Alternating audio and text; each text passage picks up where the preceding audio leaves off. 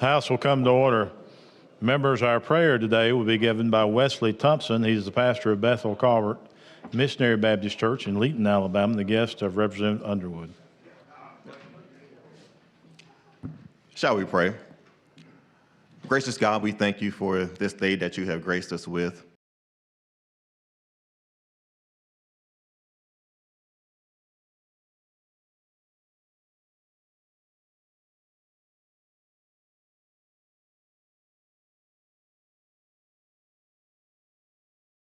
Lord, I want to just pray for each member of this house right now that you continue to give them, and we just want them to be encouraged and know that, as your word says, that when they get weak, Lord, they can depend on you to give you strength.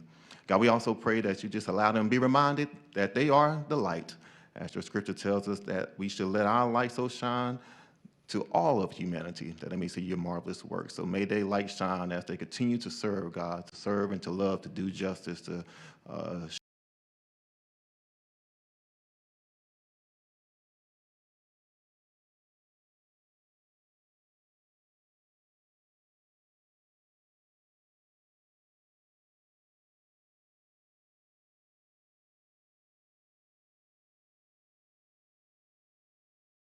Crestline.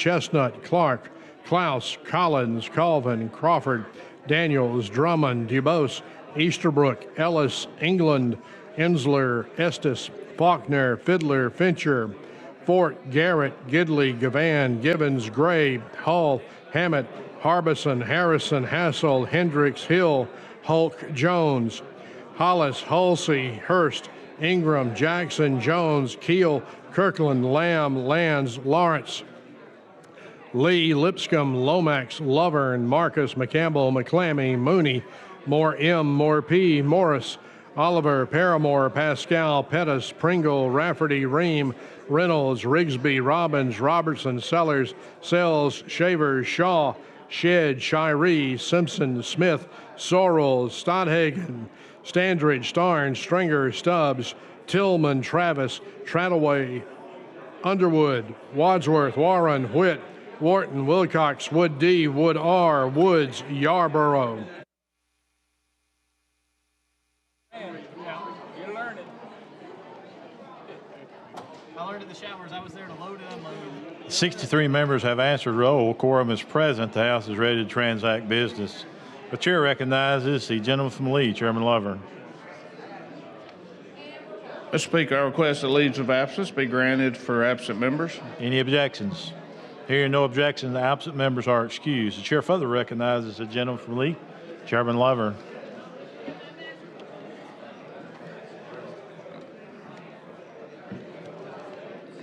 Mr. Speaker, I move that the reading of the journal linked for the 19th legislative day be dispensed with. I have a report. Clerk, read report. House of Representatives, your Standing Committee on Rules begs leave to report that it has carefully examined the Journal of the House for the 19th legislative day and finds the same to be correct.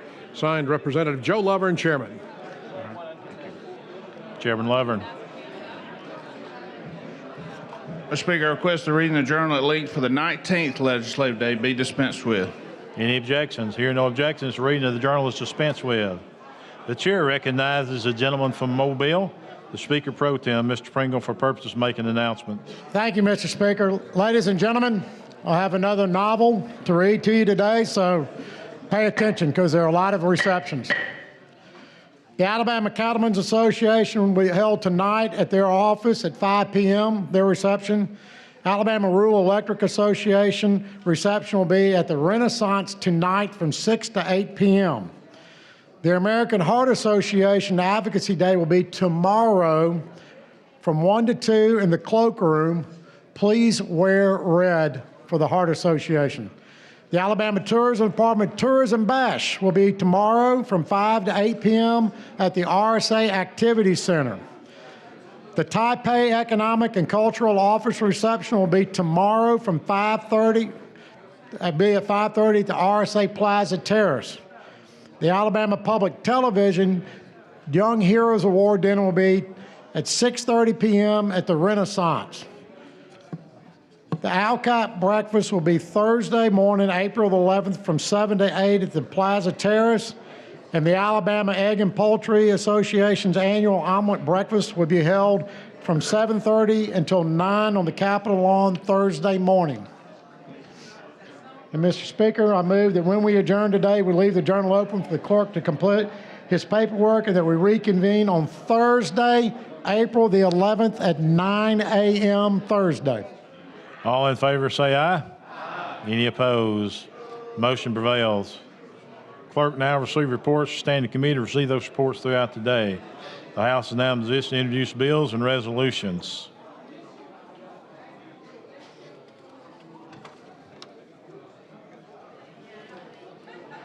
The House will now receive resolutions from the Committee on Rules. Clerk will read those resolutions.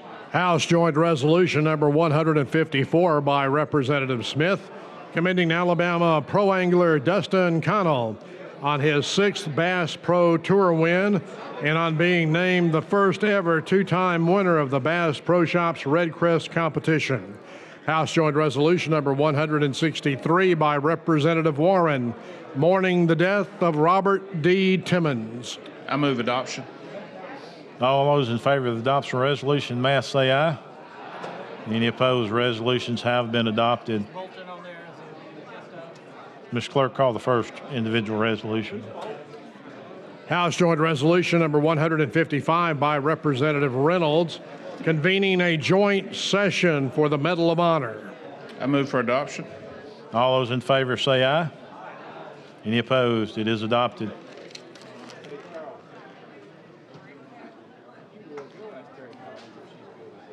Clerk, call the first uncontested local bill on the regular calendar. On page 46 of the calendar, House Bill number 388 by Representative Standridge, relating to Blount County. Question for the body is the adoption of the BLR. Clerk will unlock the machine. The members will vote.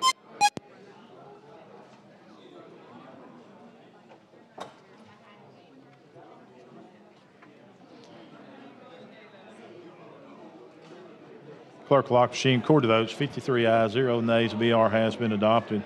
Question for the body is final passage of HB 388. Clerk will unlock the machine. The members will vote.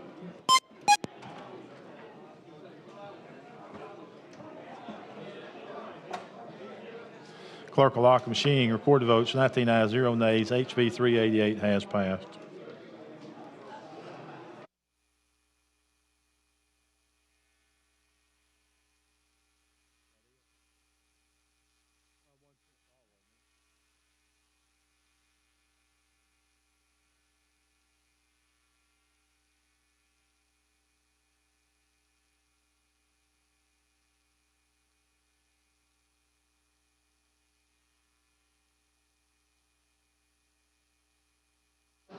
Chair recognizes the gentleman from Lee, Chairman Lovern.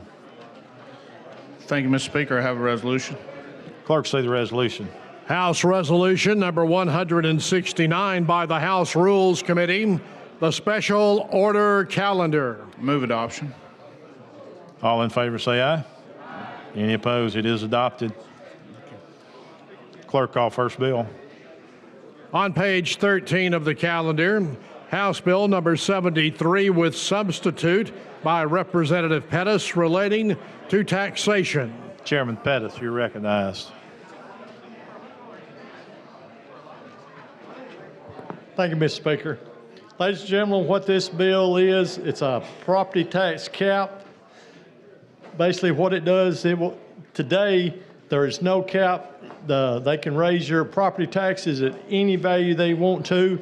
Lately, it's been just going skyrocketed, and that's the reason I brought this bill. With that, I ask for the BR. The chair recognizes the gentleman from Clark, Representative Jackson.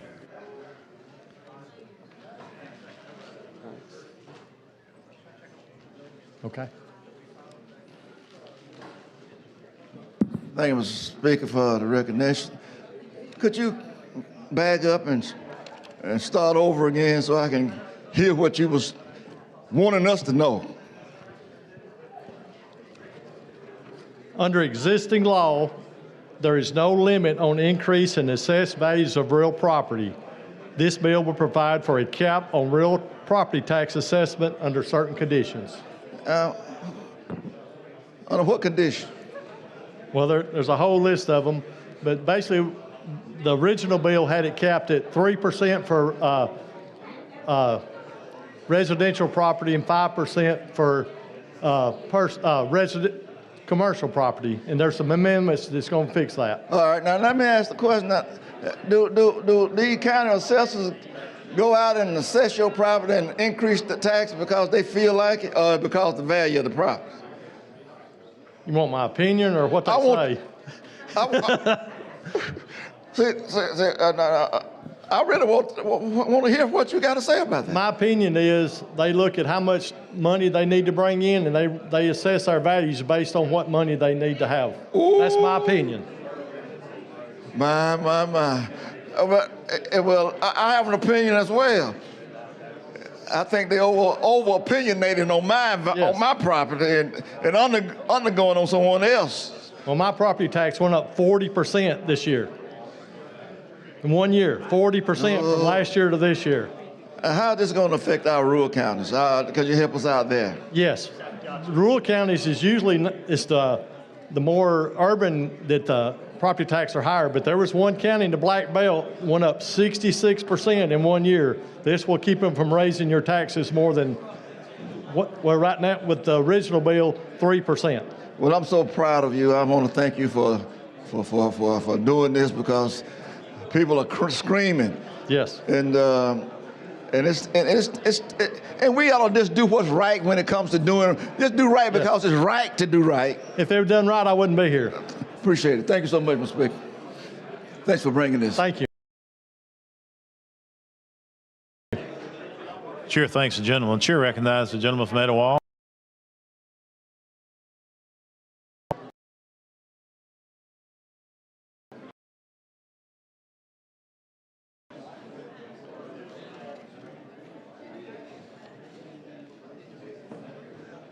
Thank you, Mr. Speaker. I just want to say thank you so much for bringing this bill. This has probably been one of the biggest abuses that we have witnessed in our state, where our government has just hosing us everywhere you turn around. In Etowah County, we have had the two last years about 30% increases, and when on the same street, a different county, it didn't happen. So thank you, and I'm 100% for this. Thank you. Chair thanks the gentleman. Question for the body is the adoption of the BIR. Clerk will unlock the machine and the members will vote.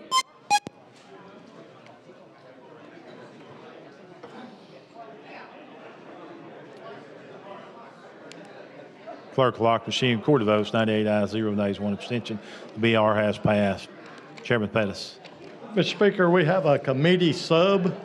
You care to explain your sub? The sub moved it, the values to 5% and 5%, and it also made some minor changes that said about when you, if you fix up your property, if you're doing regular maintenance, it's not included again in this. Okay, you've heard the explanation of the committee sub. Representative Bolton, do you want to speak on the sub? Chair.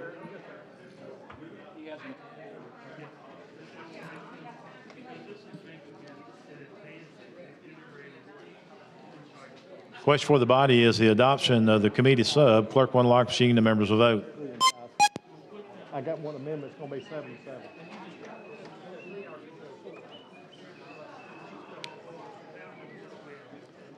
Clerk will lock the machine. Record the votes. 96 ayes, 1 nay. The committee sub has been adopted. Chair recognizes the gentleman from Pickens, Representative Bolton. Mr. Speaker, I need to do this before he does his. I got a floor amendment. He's going to amend this. I need to do this amendment. I have a floor amendment, yes. And he's going to change it. Ladies and gentlemen, I have a floor amendment. Clerk, see the amendment. Amendment to House Bill number 73 by Representative Pettis. Representative Pettis, explain your amendment, please. Okay, what this amendment does, with negotiations with the League of Municipalities and the County Commission, we've set the cap at 7% on residential and 7% on commercial. We also put a 5-year sunset in this bill. And also we did a committee, there's a committee that was set up, and they will report back to the legislators the results of the assessed value. Okay, you've heard the explanation of the floor sub. Ms. Moore, you want to speak to this floor sub? The bill? Okay. Okay, the question for the body's adoption. Oh, yes, sir. Mr. Jackson. Speaking on the floor. Yes, sir. Thank you. Just one question. The sub extends the sunset from 3 to 5 years. No, this one, and there's another amendment. The original amendment has it at 5 years. There's another floor amendment coming that's going to move it back to 3. Mine, in the original floor, mine has it at 5 at current. So you won't accept the 3? Yes, I'm going to take the 3. Okay, Yes. thank you. Thank you, gentlemen. Question for the body now is adoption of the floor sub amendment. I'm sorry. Clerk will unlock the machine. The members will vote.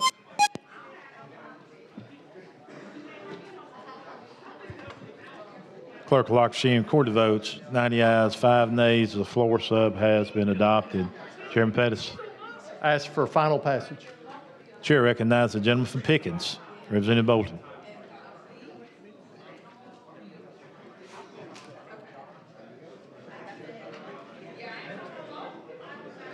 Thank you, Mr. Speaker. Mr. Speaker, I have an amendment here that will... Clerk, see the amendment. Amendment to House Bill number 73 by Representative Bolton. Representative Bolton, you're recognized. Yes, sir. I have an amendment here that will simply move the sunset on House Bill 73 from 5 years back to 3 years. And is this a friendly amendment? How does the sponsor view the amendment? I'm okay with it. Sponsor views it as a friendly amendment. Clerk will unlock the machine. The members will vote. Thank you.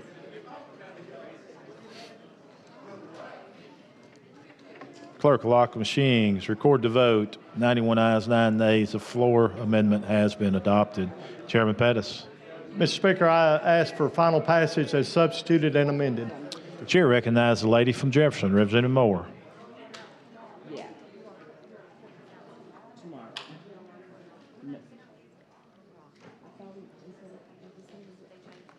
While she's making her way down here, we'd like to welcome guests in the gallery from the County Commission of Escambia County, Commission Chair Reynolds Wiggins and Commissioner Larry White for Representative Hammett and Baker. Also, we have Tuscaloosa County Commission Chair Robert Robertson and Jerry Tingley, I think that is. Guest of Lamb, Almond, Bolt, Brinyard, Travis, and McCampbell. Thank y'all for being with us. Give them a big hand. Thank you, Mr. Speaker. For clarity's sake, what your bill is doing is capping the amount of increase in property tax? Yes, ma'am. Right now, there's no limit on how much they can raise your property value each year. This will cap it at 7%. It's the most they can raise your property value in 1 year. The amount they can raise per year? Yes, ma'am. Okay, they can only go up so much? Yes, ma'am. Okay. I needed that clarity. Yes. Thank you, sir. Chair thanks the lady. Chair recognizes the gentleman from St. Clair, Chairman Hill. While he's making his way down here, would also like to recognize Hoax Bluff Elementary, 4th grade from Hoax Bluff, Alabama. Guest of Representative Mark Gidley. Let's give them a big hand. Thank you guys for being with us.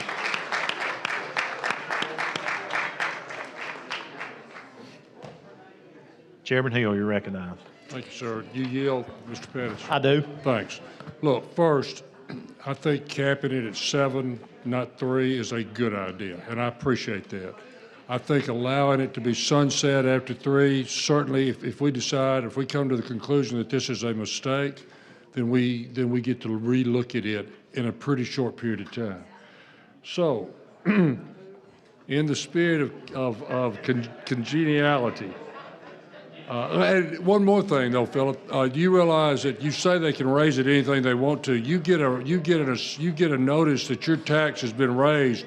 You have the right to contest it, That's correct. and you also have the right, if you don't get a favorable ruling or resolution at that point, you have the right to go to circuit court.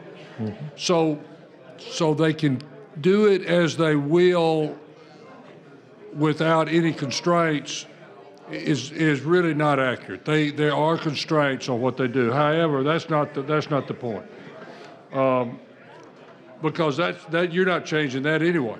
No. I mean, that is the law, and that will remain the law. Your bill, I've read it. It doesn't do that Yes. at all. Okay. I've got, here you go, Philip. Clerk, see the amendment. Amendment to House Bill number 73 by Representative Hill. Chairman Hill, care to explain your amendment? Yes, sir. You know, Mr. Pettis and Speaker, I don't really care if we cap what's done revenue-wise in the state of Alabama. If that's what we want to do, if it goes to the state general fund, I will leave that up to Chairman Reynolds and his committee. However, it bothers me that a lot of the monies that are generated by our ad valorem tax goes to counties, cities, and schools. Consequently, what this amendment does is it says that what they're doing here only applies to the amount that goes to the state. It does not apply to that which goes to cities, counties, or schools. And that is a very friendly amendment. Mr. Pettis, how do you view the amendment?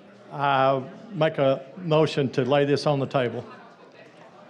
Okay, you've heard That's the a shocker. you've heard the sponsor. He wishes to lay the amendment on the table. If you're in favor of laying the amendment on the table, your vote will be aye. If not, your vote will be no. Clerk will log machines, the members will vote.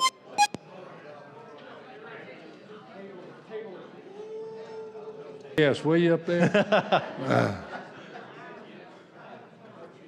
Clerk will lock the machine, record the votes. 69 ayes, 17 nays.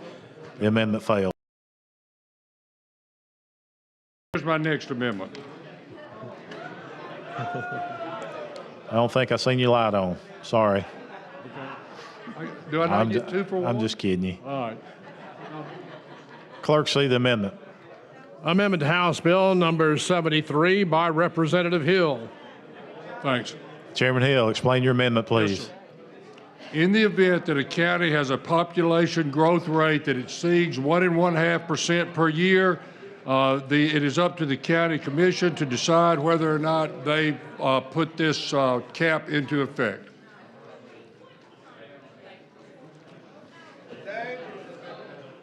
Sir, I can't hear you.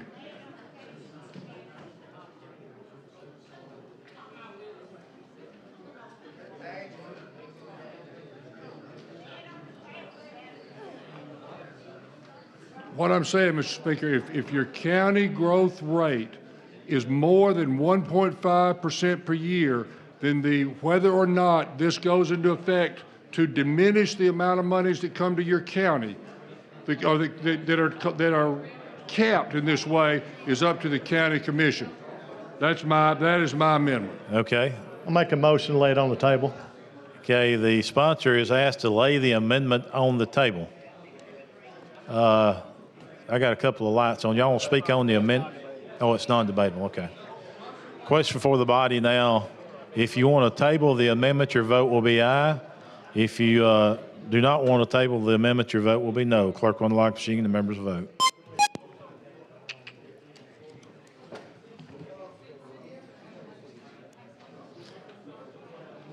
Clerk will lock machine, record the vote. 79 ayes, 15 nays. At least you got 15 friends. That's twice, Judge. The amendment Yes, sir, fails. and I will remember the green lights. Thanks, Bill.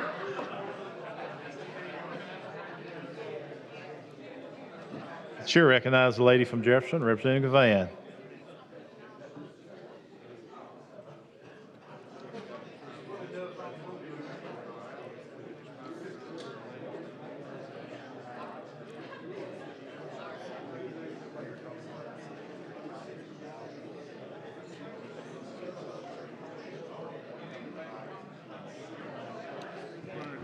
Pettis, Yes. what is this? What does your bill do?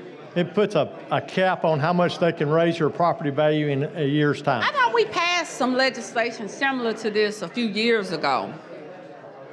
As of right now, there is no cap on what they can raise it. There's no, I don't None. know, I thought we did something a few years ago relative to, and I need to probably get with Otney to see what that was.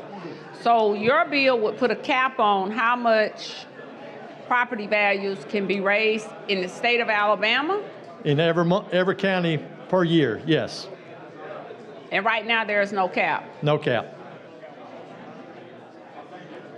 Now, are we saying the property value? Well, your property tax is based on your property values, and it says they can't raise it no more than 7% in a year. So my question to you then, if we're putting a cap on how much they can raise, so what happens if the property value goes up? They can raise it up to 7% per year. But if my property value goes up beyond, if I've made reasonable improvements on my home and my property goes up well beyond 7%. Now, if you've made improvements, the cap does not cover you. Like if you go put a swimming pool in or any major renovation. Okay, because I was like, yes, it's only the people, if you stay there, no improvements, nothing, it just stays like it is. So now my question to you is, I guess at some point, whichever board or equalization or evaluators that are coming out will know based upon the visual of my home that I've made some degree of improvement. Yes. Does your bill speak to that, or No, this should just be they a don't part change of that. what That's they all. do anyway? Yes, that's all. They can do that now. It doesn't change that. They still, that's your property. It just says they can't raise your tax no more than 7%. Okay, I got what you're saying. Okay. You know, Alabama has one of the lowest property taxes in the country, and it really hurts us in the long run on a lot of issues. A lot of times these schools they come up with these capital these plans, and of course it involves some degree of tax. So you're bringing this because of what? Because obviously, I know something must have happened somewhere, or someone has had some type of experience that may not have been pleasing. So tell me what your rationale behind the bill is. If you look at the last 10 years over property tax, they were like this. Last 2 years, they went like this. So everybody's property tax went sky high. Some counties went as high as 66% from one year to another. They raised the property tax. Mine personally went from last year to this year 40%. Oh, so because yours went up, that gave you pause to bring this bill. Well, I had to, since I've been in legislative, I've had more constituents come to me about the property tax than any issue I've had since I've been here. I had some go up way over 100% from one year to another. And they said, you can't budget for this. And if you raise it at 7, you know the most it's ever going to go up 7, and your property in your house note and all, it's not going to raise no more than 7%. And I get what you're saying, but my biggest concern is, even though you're saying if I make valuable improvements on my property, then this won't have an impact, they should still raise, but is the evaluator or someone from the Board of Equalization that comes out to do the evaluation, are they going to know that I've made those improvements? For instance, a pool in my backyard. They may not necessarily walk around my backyard.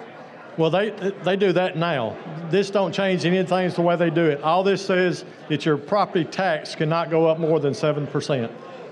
But if they see an improvement, they can come in there and say, oh, you build a swimming pool, the cap don't apply to you. They can, or if you build a barn or a building, or like out in the county, they can drive by and see a new big barn out there, the cap is taken away. It says your house is worth more than it was last year.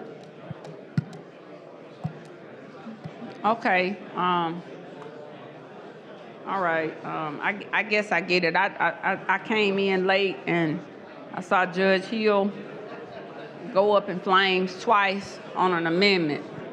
So I said, well, let me get up to see what in the world is going on. if these two Republicans or that you're asking to table this amendment. I'm not necessarily in support of the bill because I don't know enough about it. But, you know, I just wanted to know what the key issues and why you were bringing the bill. And you've been good at bringing bills when there's a issue that pops up or occurs, one occurrence or two occurrences or what have you. You've been good at that. So, all right then. I got 4 minutes. I'm gonna take my 4 minutes. Okay. I'm back to, we got 10 days left. I only get, every now and then I get 10 minutes. The speaker, sometimes he forgets to, he forgets to allow me 10 minutes. We got to work on that, Mr. Speaker. Now, you're in your second year, but you got to start letting us have our, 10 minutes. But you've been all right. But, okay, I'm going to take This has been a problem. I've talked to several representatives all over the state. It's a problem not just in my area, it's all over the state. I'm sure. I mean, I'm sure, you know, some people don't want to pay any property taxes at all, so I'm sure. But like I said, I just wanted to know why there was such an issue. And it's rare that Judge Hill comes up to bring an amendment, so he gave me pause if he jumped up to come up here, and then he had two amendments that went up in flames. That's rare. You can't do that to the judge. Get two. I hope you don't ever have to go in front of him. Oh, and you're on his committee. I am. Okay, and you didn't even show him grace. Okay. Me and him talked about it. Oh, y'all talked about it. Yes. You told him you were gonna table this. Oh, and he did it anyway. Okay. All right, well, I guess he got to let his people know he's working. All right, Pettis, well, I just wanted to get the clarity on it. We ain't got but a few more seconds. Get this little few minutes out. I'm a little bit upset about two of my colleagues from Jefferson County, but we'll deal with it. Because there won't be no more local bills brought in Jefferson County for the year. And it's very unfortunate that my colleagues are gonna have to find creative ways to get a bill passed locally for the Jefferson County. It's kind of bad, but anyway. All right, then we got 1 minute and 45 seconds. You answered most, and you did a good job at answering my questions. Thank you. Time brings about a change. I worked on this bill all summer. Oh, all summer? How many bills are you sponsoring? Speaking of bills, I just have two that I'm trying to get in the House. Down here. I voted on your other bill. No, I got one through. I got one out. One is upstairs, and I have two that's pending. And hopefully our good speaker will help his good favorite member. Why you look like that, Mr. Speaker? You're supposed to say, this is when you're supposed to shake your head. Don't hold your mouth. You're supposed to say, you're absolutely right, Representative Gavan. Get my bill out wherever it's dangling around. I had so much going on, so I wasn't pushing all my bills, but I've been able to get one upstairs, and I want to get these two upstairs. So hopefully, with your influence, since you're able to bring a bill dealing with taxation, you'll be able to impress upon our great leader to help get my two great bills out of the House. Well, I will talk to him about it. Especially because we are nearing a sine die. And you know, they are gonna hold our bills and we'll be on pins and needles hoping that they'll at least put our bills on the calendar. But anyway. Time is short. Time is short. My little time is winding up. So I'm gonna count it down. 9, 8, 7, 6, 5, 4. I gotta get caught up with it. 3, 2, 1. Chair recognizes the gentleman from Washington, Representative Easterbrook. While he's making his way down here, I'd like to recognize guests in the Valley. Matt Kingsland and Vicki Fisher from Coleman County Economic Development Office are guests of Shedd, Harbison, and Wadsworth. Let's give them a big hand. Also, I have Jessica McNair from Madison County, and they're the guest of Parker Moore. Let's give them a big hand, too. Thank you for being with us today. Representative Easterbrook. Thank you, sir. Representative, when it came to committee, it was 3%. Yes, sir. Then we passed it with 5%. Yes, sir. So how did we get to 7%? Negotiations with the League of Municipalities and the County Commission and several groups come together. This was the negotiated All right, we come to. Just some comments about this. One of my problems with the property tax is in some of the faster growing areas in my area. You have families that have property, they've been in that family for generations. And now they can't afford to live there because of property taxes and insurance. They're having to move. There's nothing right about that. I agree. And property tax, we had an amendment, if the county grew it at a certain level, this wouldn't apply. The faster it grows, the more property tax they're receiving. People are building houses, there's new jobs, there's new wages, and it's going up, up, up. Yep. I would love to see a bill to get rid of property tax completely. The only reason we have property tax is that was the only way they could collect taxes in the horse and buggy days because they couldn't find people. If you didn't pay your property tax, they sold the land. Property tax is the most unfair tax out there. You take a farmer trying to get by, he's paying for a dozen families' kids to go to school. A guy putting millions of dollars in a 401k or their stock investment is paying zero. There is nothing right about it that just because you chose to invest in property versus other investment that you should pay for everybody else's children to go to. I agree. So I would love to see it all go to sales and use tax. I could live with income tax, but property tax needs to go. And I hate that we raised it from 5 to 7. So, You got to do what you got to do sometime to get bills. I understand. I understand. Thank you. Chair thanks the gentleman. Chair recognizes the lady from Jefferson, Representative Hollis.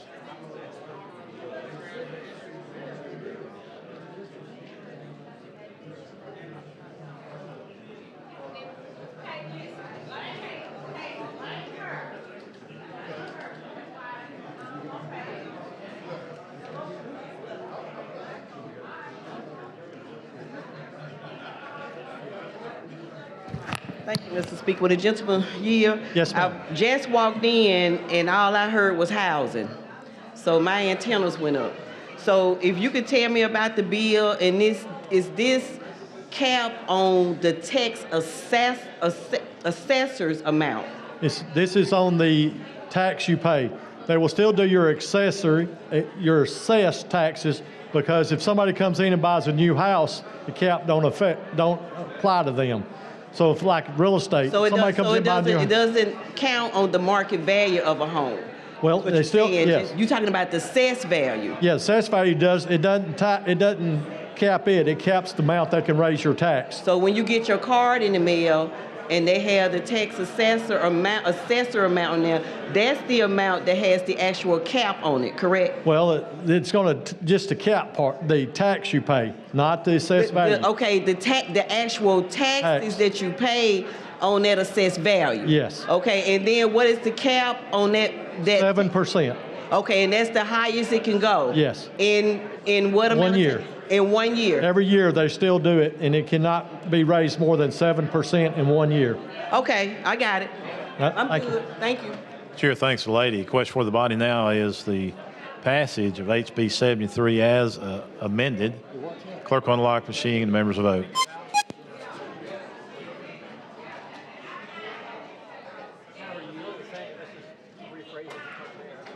Clerk will lock the machine, record the votes, 96 ayes, 1 nay. HB 73 has passed as amended. Mr. Speaker, I've been asked to open it for co-sponsors. That's questions opened up for co-sponsors. Mr. Clerk.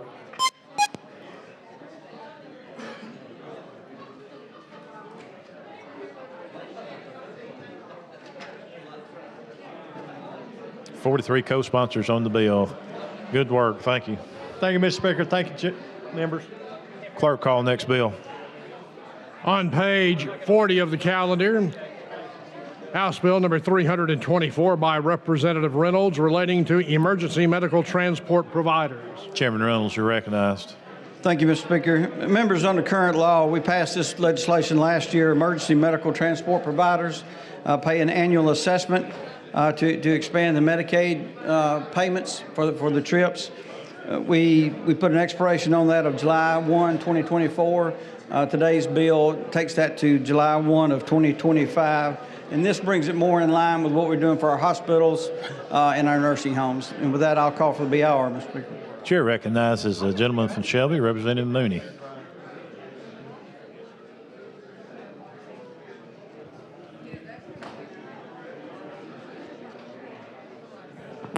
Thank you, sir. Appreciate you bringing it, because the only way we're going to find out if this is going to help rurally is we got to have a little more time. They can't get all the data in now, and this puts it more in line with what we've had going. Thank you, sir. It does. Thank you. Chair thanks the gentleman. Chair recognizes the gentleman from Winston, Representative Wadsworth.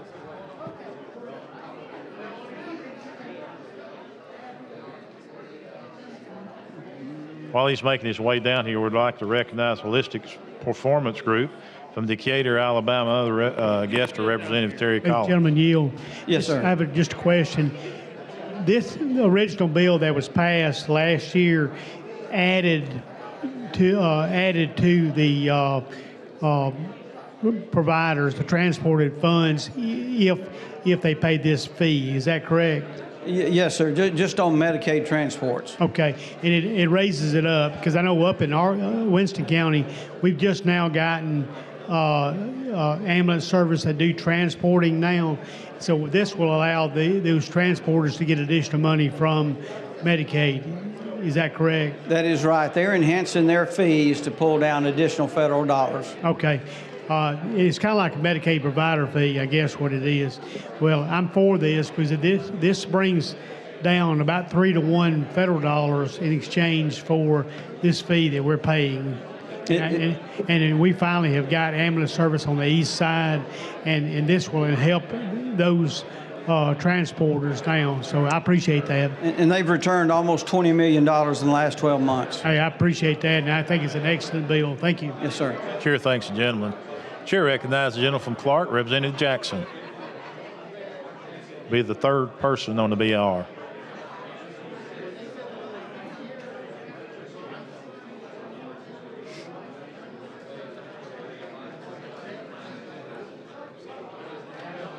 Thank you, Mr. Chairman. Thank you, Mr. Speaker. Reynolds, I applaud your efforts here. Give me a $1 figure on these costs. It's costing the state, or is it costing the state? Alabama is a give-me state. So, are we going to expand the cost to help these persons that are being transported, or are they getting this for free? Well, this is actually where the medical service provider is providing the direct funding to enhance the drawdown on direct federal dollars. So it's not coming out of the general fund, it's direct dollar pull down. And this money actually goes from the provider into the Department of Revenue. Well, you know, we're good at bringing money in, aren't we? That's a good thing. We don't want to do too much to expand that, to reach out to help those that's in greater need, but this is going to be good for rural areas. Thank you so much. It is. Thank you, sir. Chair thanks the gentleman. Question for the body now is the adoption of the BIR. Clerk will unlock the machine and the members will vote.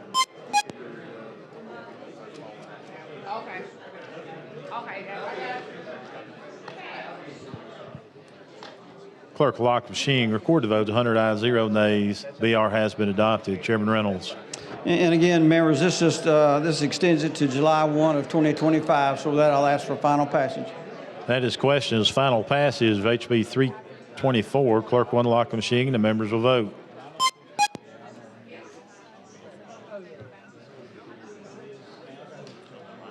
Clerk will lock the machine. Record the votes. 100 ayes, 0 nays. HB 324 has passed. Thank you, Speaker. Thank you, members. Thank you, gentlemen. Clerk, call the next bill. On page 39 of the calendar, House Bill number 259 with substitute by Representative Wood D relating to elections. Representative Wood, you're recognized. Thank you, Mr. Speaker. Members, today I would like to talk about House Bill 259. This bill would require the judge of probate of each county to conduct a post-election audit for every county and statewide general election to determine the accuracy of the originally reported results of the election. And with that, Mr. Speaker, I would like to ask for the BIR. Chair recognizes the lady from Jefferson, Representative Moore.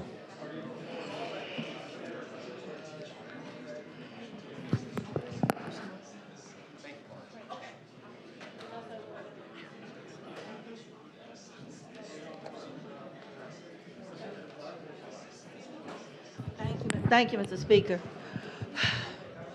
Representative Wood. Yes, ma'am. But why do you think this is necessary? You want me to answer? Okay. Can I tell you my story? I don't need a long story. Okay. Why is well, I think it's necessary because I've had people that have called me and You know said that what? they feel like that there are people They that feel like they feel like, and they've seen things that they feel uncomfortable with. They feel like they feel uncomfortable. They've witnessed things they feel uncomfortable with. Can they give us the proof of what they saw? Well, hopefully this will. No, but see, that's the problem. Just because I feel like, but I can't give you any data, I don't think we come and regulate something because somebody feel like.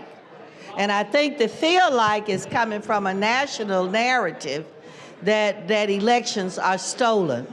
And I think that we ought to be smarter in the state of Alabama because for every Secretary of State that we've had, and they've asked about voting irregularities, they said we have had no major voting irregularities. But the voting irregularity that I like corrected, and I've talked to Congressman Palm, and I bring it up quite often, is people who rent their properties in Jefferson County and live in Shelby County and St. Clair County, and when we have a national election, they vote in the county in which they live, and they also vote in the county where they have rental property. And that happens come November the 24th and you come to Birmingham, you will see more white voters than you have seen in a mighty long time. And when you ask them, well, where do you live? I live right there in that house. No, you don't, because I know the person that lives in that house. Now, nobody wants to go back and take our voting rolls and look and compare them from county to county according to their Social Security number so that we won't have people registered in multiple counties that they could get to and vote in the actual elections multiple times. Now, I do think that there's a problem. Already, I understand if the election is within 1%, there's automatically a recount. But my other concern with every county just automatically going and doing this, what would be the cost? Well, when we looked at the cost, if they were only hand counting and the sub allows for a tabulator, if they just did hand counting, what I was given was $35,000 per day. Per day? Per day. Per county? Per county, if they were hand counting, yes. We have other issues like Medicaid expansion that this body won't even take up for various reasons. Cost is one of them. Yet we can have monies that we can expend for every county to go back and do an audit after every statewide election. That's a lot of money. I think we might be able to count enough in that alone to say that in the coffers of the state of Alabama, we've got enough money to do Medicaid expansion. But I don't think that is necessary, and I understand how people feel. But I feel a lot of ways, but this body is not gonna make the adjustment because I feel like it, nor my constituents feel like it. And I do not think that that is something that is justified because somebody feel.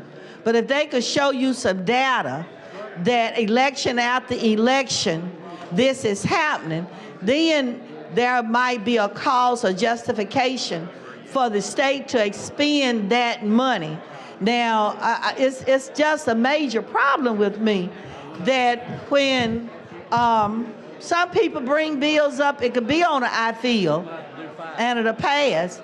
But when some of us have a bill and we got data, it can't even get in committee. But I don't think that we need this.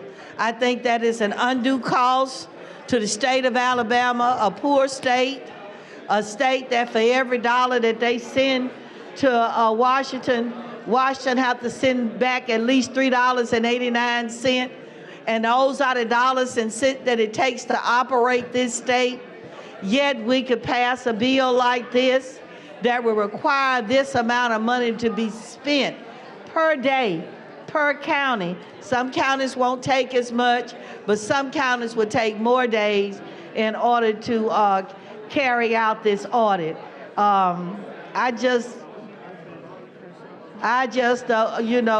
know it's gonna pass because that's how we do bipartisan things in this body. Bad bills, as long as everybody vote on them, is bipartisan. But I just think that it's a bill that's not necessary. But I know that my words are falling on hollow ground, and there's no fertilization there. But we could use those monies to better uses in this state. But to automatically, after every election, County or statewide? That's a lot of money. One precinct. That's a lot of money. That's a lot of money. I just think it's not needed. Thank you. Chair thanks the lady. Chair recognizes the gentleman from Shelby, Representative Pascal. While he's making his way down here, we'd like to recognize Philip Thompson and Kathy Thompson from Jackson County. They are the guests of Representative Mike Kirkland. Let's give them a big hand for being with us today.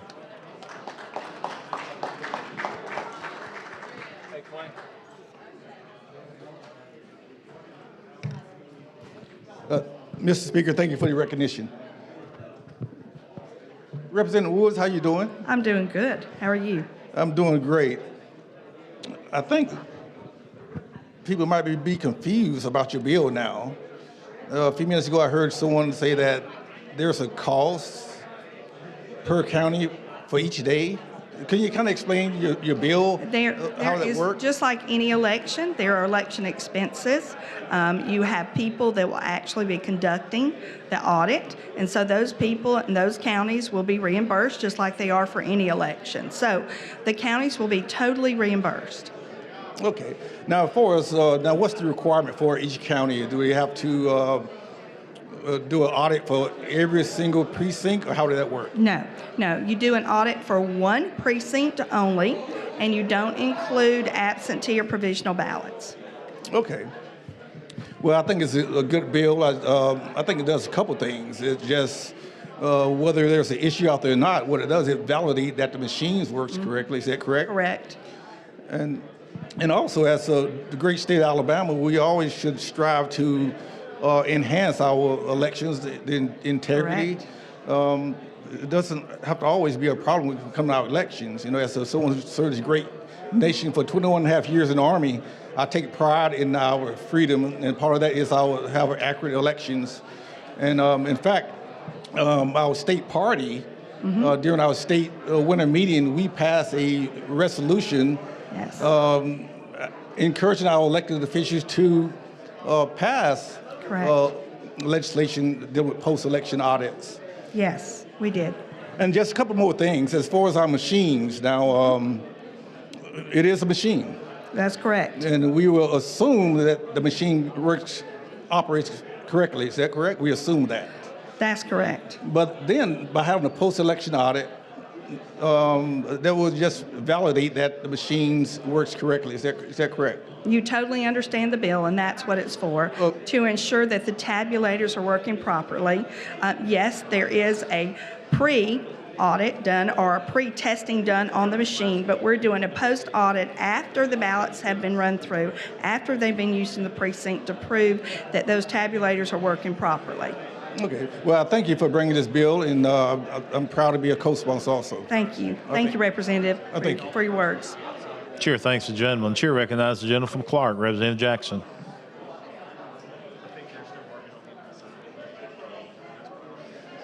Hello, sir.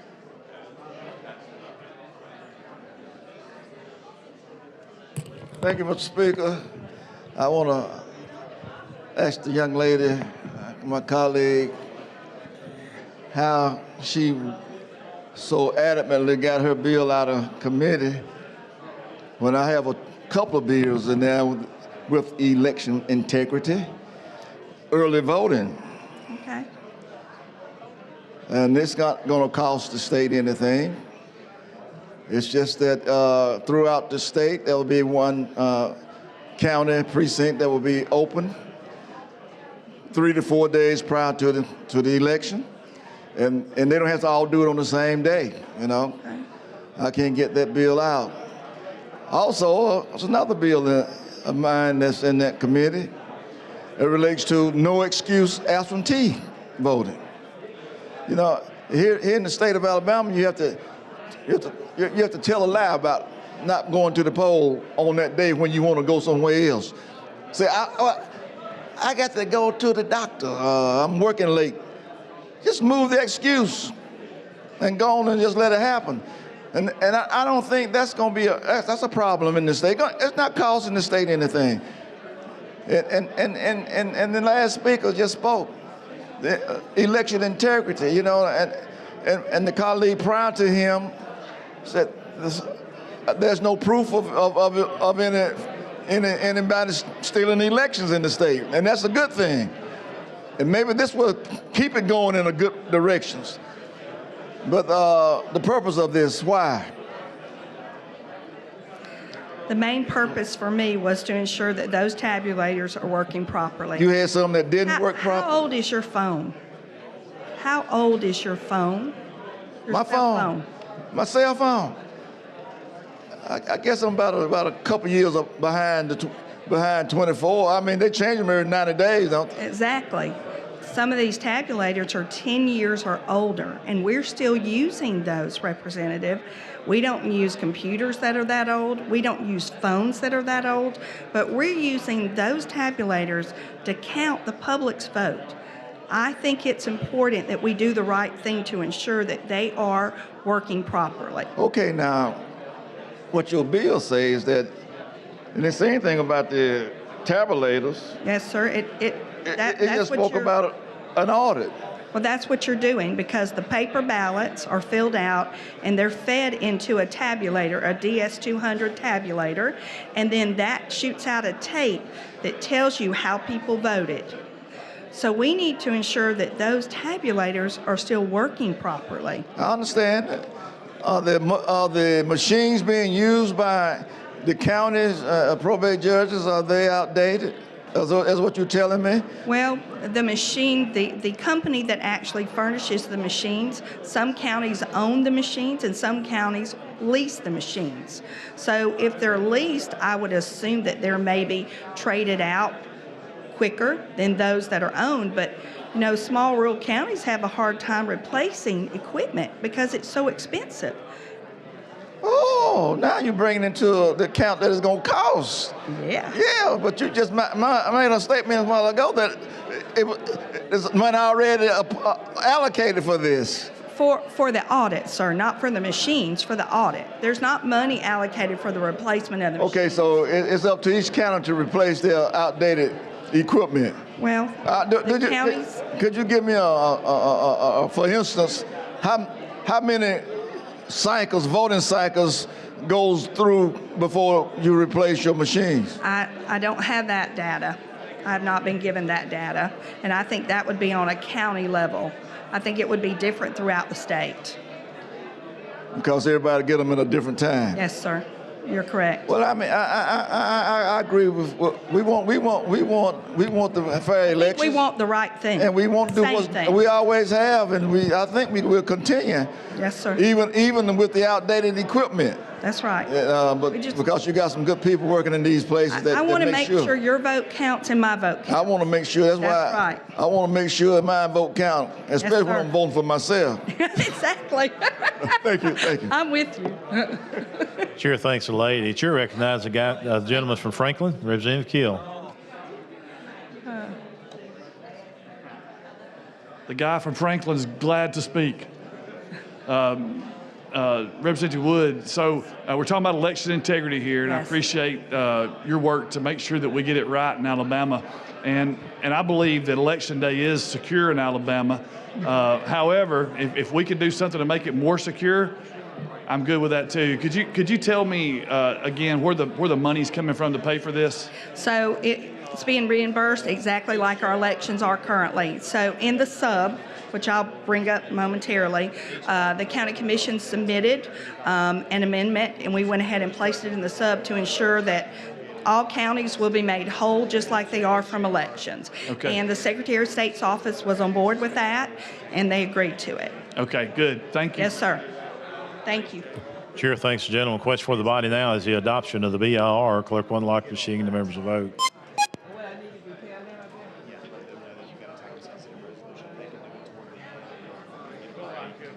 Clerk will lock the machine and record the votes. 88 ayes, 6 nays. The BIR has passed.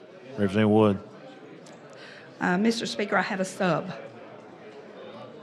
You got a committee sub? Yes, committee sub. Okay, you care to explain your sub? Yes, sir. On the committee sub, there were several things that were agreed upon to strengthen the bill. One, all absentee and provisional ballots would be excluded. All expenses would be paid back to the counties. They would be made whole. The probate judge may use a tabulator that's a clean tabulator, or they may hand count the ballots to check them. The canvassing board would make the random selection of the precinct instead of the probate judge. And with that, I would offer the sub. Heard the explanation of the sub. Ms. Moore, you want to talk on the sub or the bill? Question for the body is the adoption of the sub. Clerk will unlock the machine and the members will vote.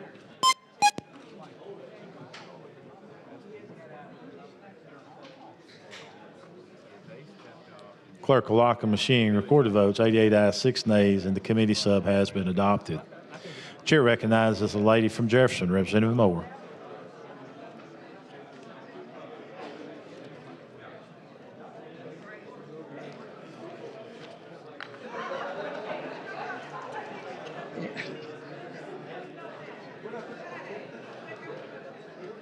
Thank you, Mr. Speaker.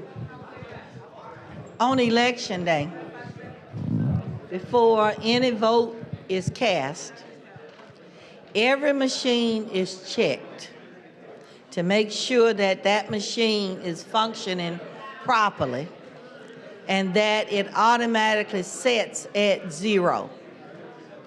So if that machine is not functioning properly before they open up the polling place, then that county will send out another machine to replace it. Then that one is checked to make sure it is working properly. So if you're talking about voting integrity, I don't think that's an issue when you're talking about the count from the machines. And even though you're saying they're being reimbursed, those dollars that those counties are being reimbursed come from the state. Yes, ma'am. The state has other issues and that they could use those dollars for to make sure that we have a healthy constituency in the state. People who can't afford health care, we could use those dollars toward that. Again, for every election that we've had, and they have questioned the Secretary of State about voters' integrity, we have had very little. But the one that nobody wants to look at are those people who are living in one county and got investment property in another county, and during presidential elections, they vote in every county because this state of Alabama don't want to compare the voting rolls from county to county by Social Security number. That's the voting integrity you need to be worried about. What happens on a machine, most of those machines, and I have had personal experience working with them, they'll test 10 ways to 1, whether it's an old machine, whether it's a new machine, slightly used machine. They are tested before the first vote is cast on that machine to make sure that it is working properly. I think that it leaves something to be desired for us to pass bills because somebody felt like there was something that happened at the polls. Somebody felt. We have had far too many bills to come up here this year based upon somebody's feeling. And I do not think that it make us as a body look well in the eyesight of the public that at least 3/4 or more of the bills that we've seen this year has been based upon one incident or how some one person or two people felt. And in all cases that we have looked at this year, there has been no hard paper facts to prove that there was some irregularities going on, just like with your bill. Unless we could show that over a period of time, we've got data to prove some irregularities have been going on, I think that we do the public a disservice and we spend monies from our state treasuries that we need for other more important things that we as legislators should be about than how somebody felt as it relates to an election. I feel that a lot of them in the state aren't right. And I've seen them and reported them every time, but nobody has done anything about people being allowed to vote in several counties because they've got rental properties all over the place and they actually live in a different county. But again, I know it will pass, but I think that it does us as a legislative body a disservice, and people from the outside that look in, we don't look like we are people who are using good sense in order to bring a bill to say somebody felt like. We passed a bill last year to keep people from voting in multiple states. I said multiple counties, and they wouldn't even take an amendment, would not even take an amendment for that one. I stood right there when the person who sponsored that bill stood right here, and I relayed the same situation, that we need to shore up in the state of Alabama that a person from one county should not be able to go to another county where they have rental property and cast a vote. I'd like to work with you on that. You know, that's what y'all always say. I'm just telling you. But it ain't happening because it's easy to put amendment on bills that nobody will accept. But the thing is, it just makes us look bad on all these feel-like bills that we do not have data to back it up. And it makes the state look bad. It makes us look bad as a whole. Majority of the bill, one person called, somebody felt like, oh, this incident only happened to one person. And then we follow through because of an outlier incident and we pass bills that affect the whole. There's something wrong with that picture, y'all. But I know it will never be seen and it will go on this way and we'll continue in this path for some while. But history will record it on how many bills we have passed because somebody felt like, or one person had a problem. So therefore they called their representative and their representative passed a bill that would affect every citizen in the state of Alabama on somebody's feeling, or one incident that might happen. I think it's a disgrace. I think that we could do better. I think that the people in the state of Alabama that elected us intend for us to do better than what we're doing. Thank you, ma'am. Thank you. Chair thanks the lady. Chair recognizes the gentleman from Mobile, Representative Jones.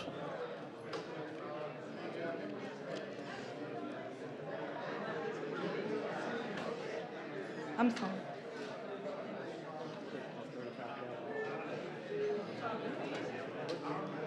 Thank you for the recognition, Mr. Speaker. With that hand service. No, that's 35,000 for the entire account. Stop my time. Yeah. Yes, sir, I'm sorry. Apologize. Lady Yield. Yes, sir. I just got some clarification questions. Yes, sir. Okay. The probate judge is in charge of the election process in the counties. Yes, sir. The probate judge is in charge of training the workers. Correct. Correct. And the probate judge would be the person conducting the audit.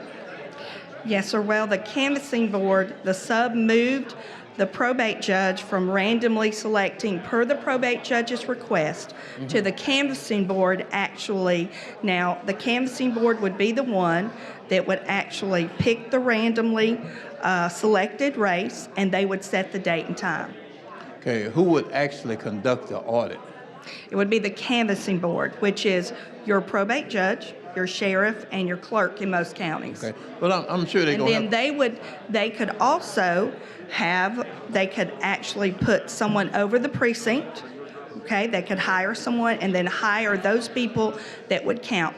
They can use a tabulator or they can choose to hand count. The tabulator has to be a ghost or one that was never used in a race. So if they choose to do it that way, it would be less expensive and it would be quicker, but that's up to the canvassing board and the probate judge. My question is that we wouldn't have a situation where someone winds up auditing themselves. We'll have a what, sir? A situation where someone winds up auditing themselves. So you're saying that if a probate judge is on that race? No, I mean, actually he's going to have some personnel to do the audit, I would guess. Right, that's correct. Okay, so that would not be the people who actually ran that particular precinct? No. So it has to be someone? No, it would be, right, I'm sorry, yes. Okay. It would be different people, yes. Okay, but the responsibility is...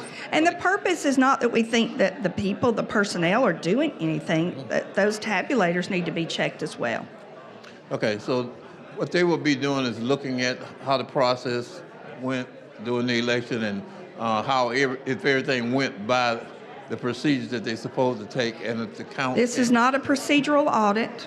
Okay. This is strictly accounting audit. It's not a procedural audit. So it's based on numbers? Based on that.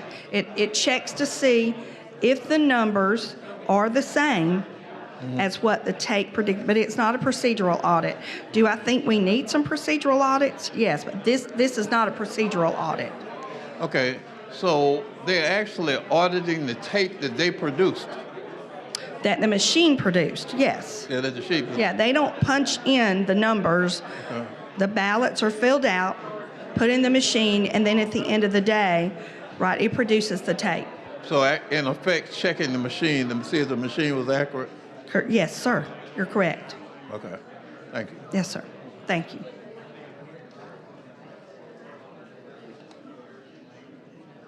Chair recognizes Representative Jackson from Clark.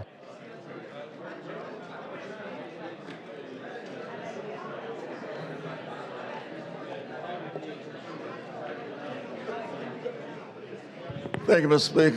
I have another question I want to ask. I didn't ask when I was here prior. What mechanisms do we have in place now at the end of the election? The tape is provided. Okay, now if I feel like my colleagues said, if I feel like something or witness something went wrong, what do we have in place now? There could be a contest, but our records, this bill, the substitute, this audit is done outside of the contested window. So it's after 30 days. Okay, so let me ask another question. Let me frame it this way. Don't we have a recount in place already? That would be under a contest, or if it was within, I think, If it's not a contest, you gotta win by a certain percentage. You do. Because an automatic recount comes in. But this audit bill is outside of that window. It's outside of the Nothing to do window. with a contest, yes, sir. But it's It nothing. cannot trigger a contest. If nothing went wrong within that process, then why is this needed?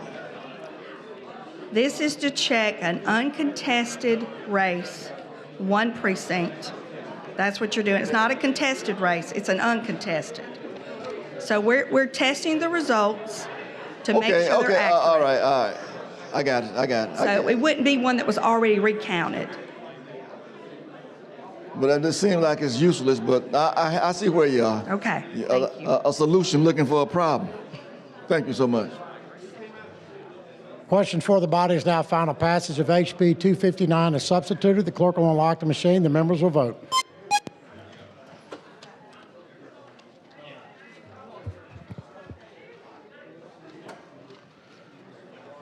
Clerk will lock the machine, record the vote. 83 yeas, 7 nays, 9 abstentions. House Bill 259 passes. Clerk will call the next bill in the special order calendar. Mr. Speaker, may I open this up for co-sponsors? I've been asked. The clerk will unlock the machine for co-sponsors.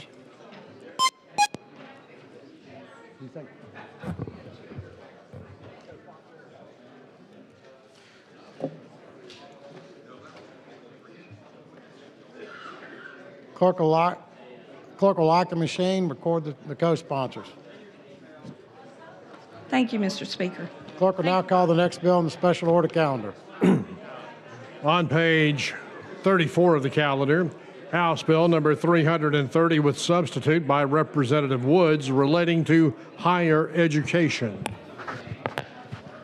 Chair recognizes Representative Woods. Thank you, Mr. Speaker. This bill would require each public institution of higher education that is already required by federal law to annually report funding received from certain foreign sources to the National Science Foundation and the United States Department of Education to report the same information to the Governor and the Education Policy Committee chairs in the House and Senate. These reports are intended to provide transparency regarding funding received from foreign countries of concern and certain entities and individuals associated with those countries. With that, Mr. Speaker, I'd move for the BIR. Chair recognizes Representative Hall from Madison.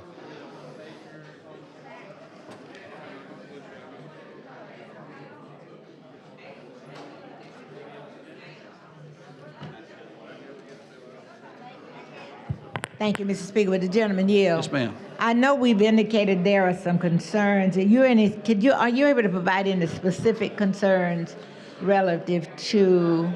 Yes, ma'am. You know, as we mentioned earlier before we got called down, there's a lot of colleges across the country back a few years ago who were not complying, and it's my understanding that that still could be the case with federal reporting requirements under the Higher Education Act. Okay, so they were not complying with the request from the federal government? Correct. And I'm not saying that about university here in the state, but there are examples in the country where that's happened back in 2020 specifically. I can give you some of those examples. Do you mind sharing with me what you have? Well, one of the probably most profound examples that I came across was the country of Qatar. They provided over $4.7 billion of funding to universities over the last 20 years or so. That country is obviously very well known to be a very pro-Hamas, anti-Semitic country, and they funded the Yale University, Harvard University, Northwestern, Texas A&M, and several others to the tune of about $4.7 billion. Billion. Yes, ma'am. And was there a specific program set aside? I will tell you, I knew in Huntsville, we had a program with the school systems, and then we had a program with Alabama A&M with the Confucius program. I think York. There was another college here that had the same program, and because there was so much pushback, I think those programs have been dissolved. So and I think we had a short conversation. I'm really just interested in what is it that they were doing that would cause us to be concerned. I have absolutely no problem in having a report. Right. If they're going to the U.S. government, that we receive that. Are we not able to have access to those reports from the federal government presently? I do not have that information. I can't speak to that. I do think that having this information brought on a state level, though, makes us more aware as a body, so that if there's an issue that does arise, we can take better action, whether it be statutorily or funding or things of that nature. Again, I don't have an example of somebody in this state that's doing anything wrong. But I do think that our constituents probably expect us to know which countries are sending, funding to our state and for what purpose. And that's really the genesis of the bill. I have absolutely no qualms with that, knowing what's wrong or what the funds are for. Now, if they're in the best interest, could it be opposite? I would think most time we'd be concerned about these funds if they went against what we believed in. Does that happen? Is that the thoughts? Is that what happened? I think there is a lot of concern about that in a national level. Back in 2020, the Department of Education, the U.S. Department of Education, opened up investigations into these funds on Harvard and Yale. And when they did, all of a sudden, there was $6.5 billion of unreported money that started being reported. And so But do you know what those funds were there for? I mean, I hear what you're saying. It could be for all kinds of things. A lot of these countries are using these funds for very good purposes. It may be for scholarships, it may be for housing, things of that nature. But it could also be funded for things such as, say, a Confucius Institute or something along those lines. And not everything within that is bad. But I think that there is plenty of academics around the country who would say that even the Confucius Institute had some elements about it that were not, in accordance with our American ideas. And I never did get that information. What were they? Do you remember? Do you know? I can't speak to that. I never received that. But anyway, thank you for... And I will have a sub here in a little bit to discuss with you. All right, thank you. Yes, ma'am. Chair recognizes Representative Stringer from Mobile.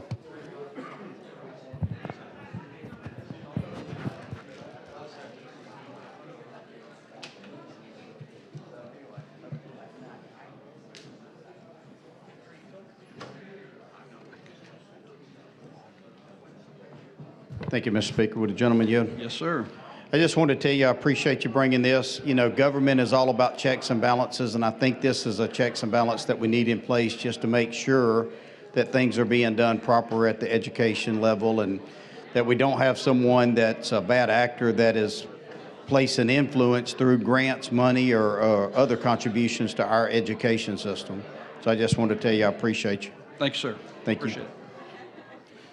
Question for the bodies, adoption of the BIR at HB 330. The clerk will unlock the machine. The members will vote.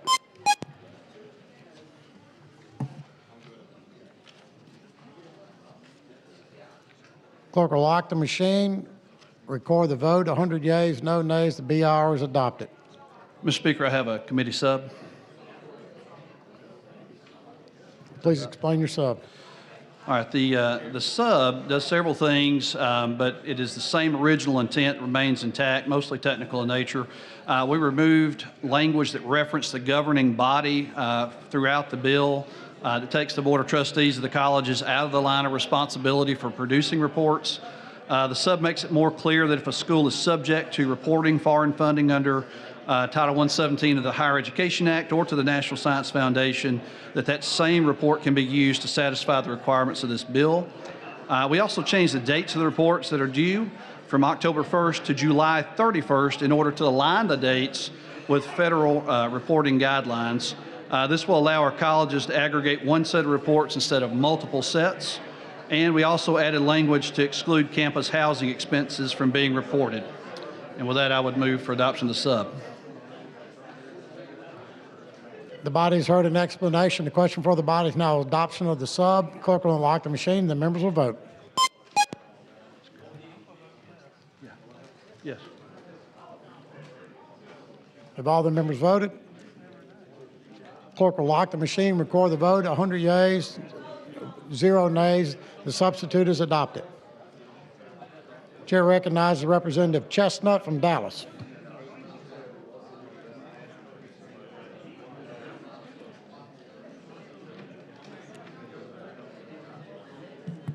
Does the gentleman yield? Yes, sir.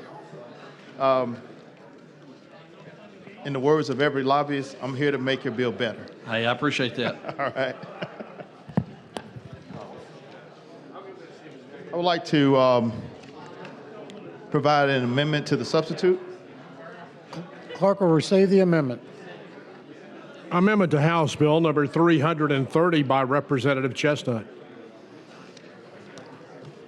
Okay, this amendment just, simply would include private institutions also, because if security is our issue, we want to make sure that not only are our public institutions not being manipulated, but that our private institutions also. So go down the line on this, sir. I've looked at it. I want to say I appreciate your willingness to work with me on this. This conversation started in committee. We talked about bringing this amendment here on the floor. A lot of private schools are subject to these reports federally as well. And I think that this is a good amendment and one about national security, regardless of where funding comes from or where it goes to. This amendment makes a lot of sense. So I do consider it friendly. Okay. Appreciate it. Question for the body's adoption of the amendment. The clerk will unlock the machine. The members will vote.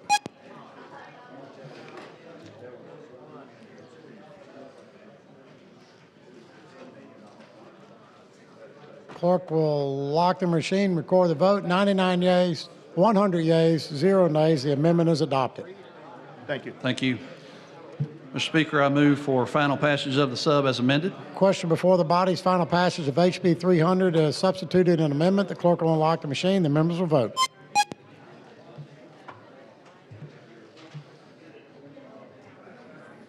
Clerk will lock the machine, record the vote. 101 yeas, no nays. The bill passes. Thank you, Mr. Speaker. May we open up for co-sponsors? There's been a request to open for co-sponsors.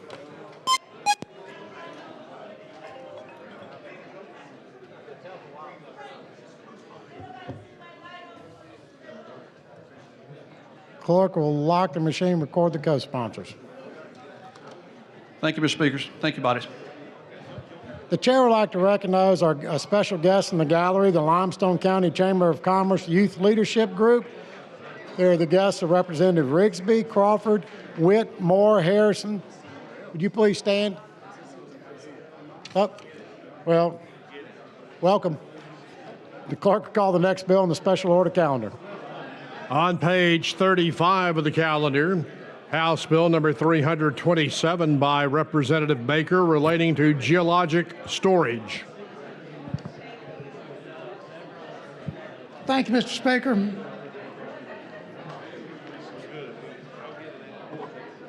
Members, I have before you, this is a new industry bill for Alabama, carbon storage.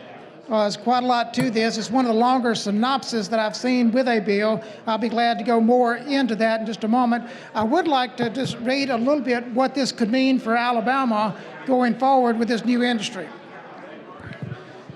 And so somewhat the question that has arisen is, what does the carbon storage sequestration mean for Alabama?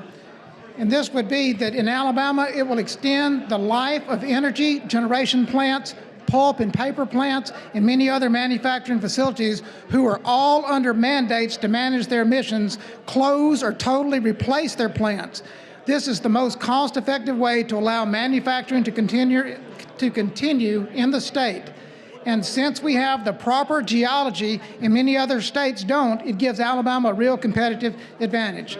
So with that, then I'll begin to go into the actual bill itself.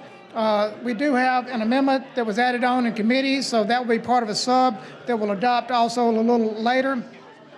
Members, I would state this before I go into the actual synopsis on the bill that has several little paragraphs that you should have received 2 handouts. One that's got the little illustration on it. It's got some of the geological terms there, and then as well then just a sort of a information sheet that I'll be going through here on the synopsis, the various parts to that bill. So here we go in regards to the several little items of the synopsis. Under existing law, subsurface minerals may be conveyed, transferred from one property owner to another from the overlying land and waters. The bill would provide possessory right to pore space below the real property, which would be vested in the surface owners and may be separately conveyed. Also existing would be the State Oil and Gas Board would regulate the underground storage of carbon oxides, including carbon dioxide. The bill further provides the circumstances under which a proposed carbon dioxide storage facility may receive the board's approval to operate. 5 and 6, this deals actually with, well, let me go ahead and just go with 5. 5, bill would provide that the board may amalgamate storage rights for a carbon dioxide storage facility under certain circumstances. The word amalgamate, that simply means to unite, to merge into a single body. The bill would create the Underground Carbon Storage Facility Administrative Fund. It would also create the Underground Carbon Dioxide Storage Facility Trust Fund. And then the bill would provide an issuance of a certificate of project closure and completion. And then finally, then the Commissioner of Conservation and Natural Resources, who already has the power to lease certain state lands for various oil and gas uses, would be authorized to lease pore space of certain state lands as well. So with that, I'm sure we can dig in on any parts of this new industry for Alabama. So with that, then, I would move to adopt the BIR at the appropriate time and take any questions. Thank you. The chair recognizes Representative Jackson from Clark to be the first person on the BIR.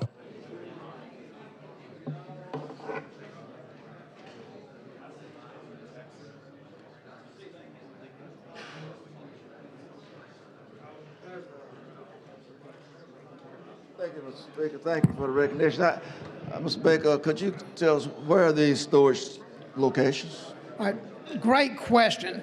Actually, our state geologically, there's only then a certain area of our state that actually would seem to qualify for such storage facilities. These would be in southwest Alabama, 8 of the counties in southwest Alabama. Like some of them salt domes down in Washington County. And where? Somewhere down like Washington County. Sure. Yeah. Are there them salt domes where they store this carbon monoxide? Yeah, I can give you. I'm not going to go ahead. Oh, that's fine. I was just going to mention. So several of these southwest Alabama counties. You're right. Washington would be one. Washington, one of them. Marengo and all that. Let me ask another question. I'm not talking 10 minutes. What are the environmental impact on this process? I would see it being in regards to environmental impacts. We already have drilling that goes on now in our state that is regulated by the Alabama oil and gas industry. And they have the appropriate safeguards. So whether it be at the wellhead or whether it be the actual drilling down into the earth. So this is something that's been already ongoing. So this is simply drilling where you're also injecting then a item that we're trying to basically dispose of that is an appropriate manner. When I say dispose of, there may be uses for this at a later time, but when I say it would be disposed in the extreme So they're going to pump it into the earth? Yeah, pump it deep into the earth, yeah. Okay, now, one of the handouts you gave,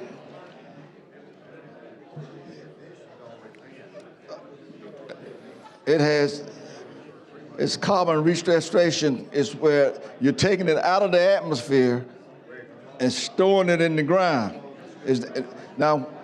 My question again is the environmental impact, the health hazards that's involved in this process to regular people. You know, we're breathing this bad air coming out of from these silos and from these paper and chemical plants.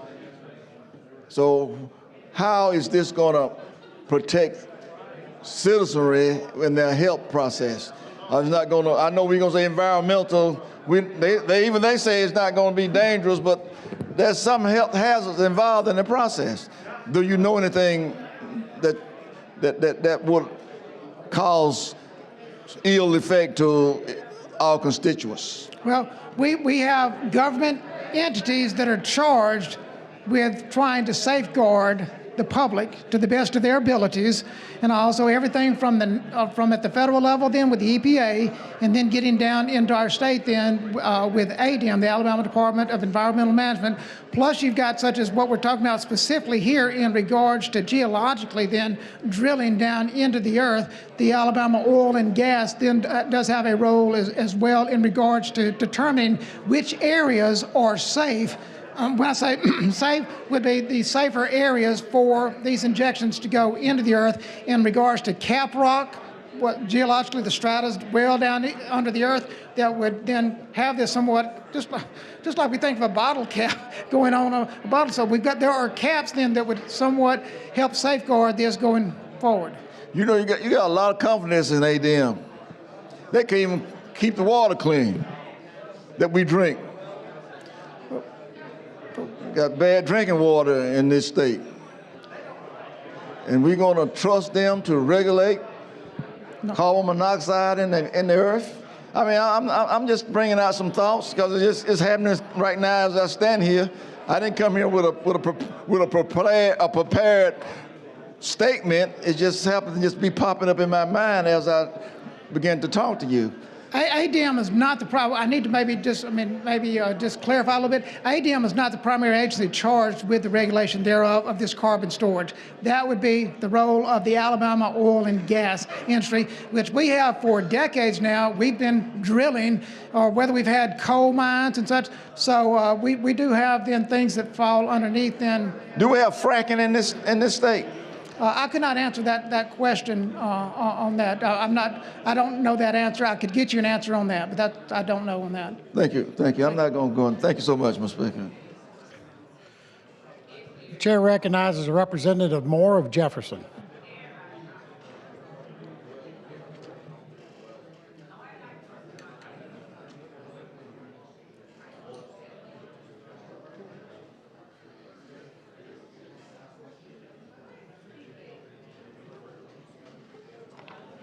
Thank you, Mr. Speaker. Gentlemen, my concern is I see how from the diagram you've given us, what would be the capacity of these storage areas? How much? Right, good question.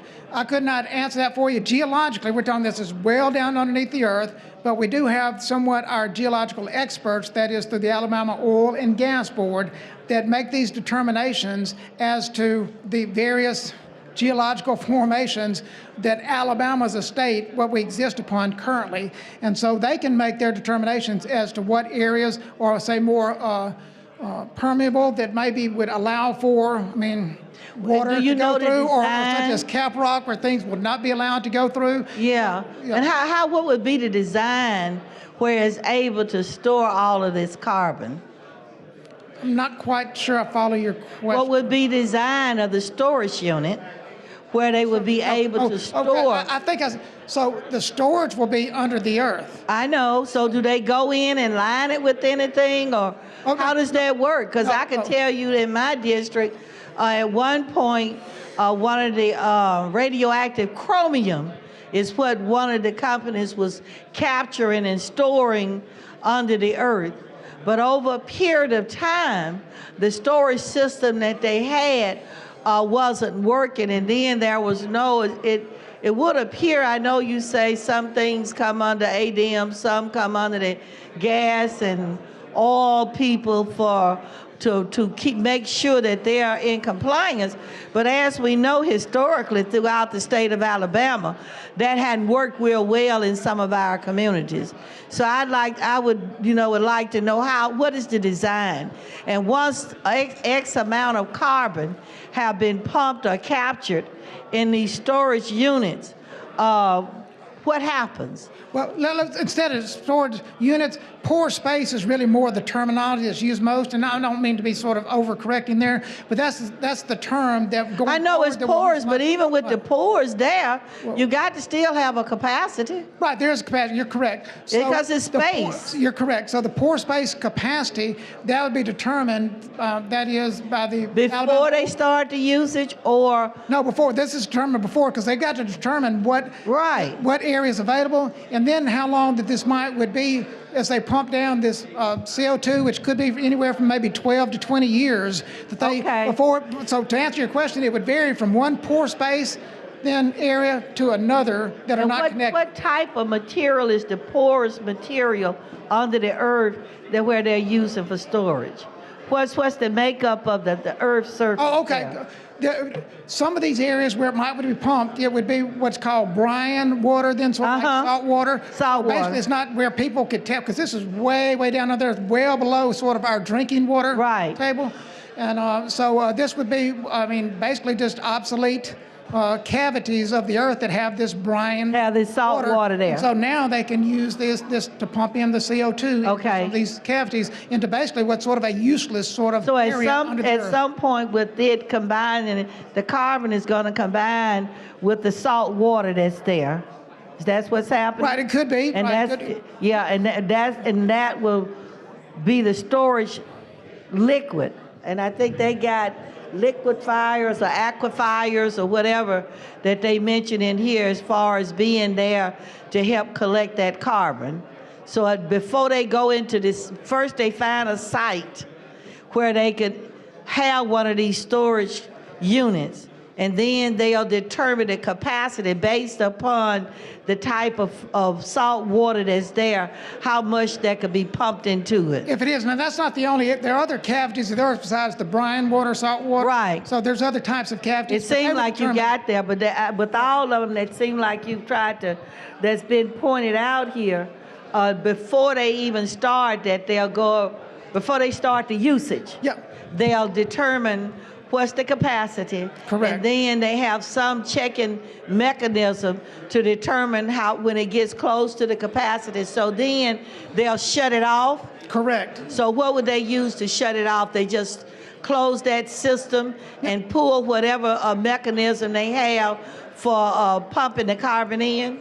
Yeah, much like you have wells that are capped off today, so whether they be natural gas or oil or what. So these would be capped. These And then wells, what, they just sit there? They'd be monitored for 10 years. They'd be monitored for 10 years after they become a closed facility. So you've got then, so the oil and gas then board who will be regulating, they'll be regulating the active storage facilities up until such time that it becomes a closed storage facility. And then that will continue to be monitored for 10 years thereafter. And then the state acquires then, that is ownership then rights of the actual CO2, the carbon dioxide under the earth. So the state bears the liability of that, along with, there could be potential for the federal government at some point in time as well to intervene as well in regards to come in. So on those sites, we would suspect that after they've been closed off and monitored for the 10-year period, there would be no development on those sites above ground. Yeah, to my understanding, yeah, right. It's monitored for 10 years, and so there's not other businesses that'd be allowed then to locate in that till such time that it's been released. That is for whatever. And then when they release it, and suppose they release it after that 10-year monitoring period, would it be released to say that it's safe to build or develop above surface? Yep, exactly. I equate this because I think it's very similar, just like areas that may have had oil or natural gas pumped out, and over time then they become depleted of those resources. Right. They get capped and such, and at whatever point in time, then those areas can become released then to have other things on the surface level placed on top. So that would be very similar as well in time. Restrictions on how far if someone develops on this surface, the restriction on how far they can dig or whatever that on is that correct. piece The of Oil property. and Gas Board would be making those determinations. Yeah, you're right. Thank you for asking those very important questions. Chair recognizes Representative Wilcox from Mobile County.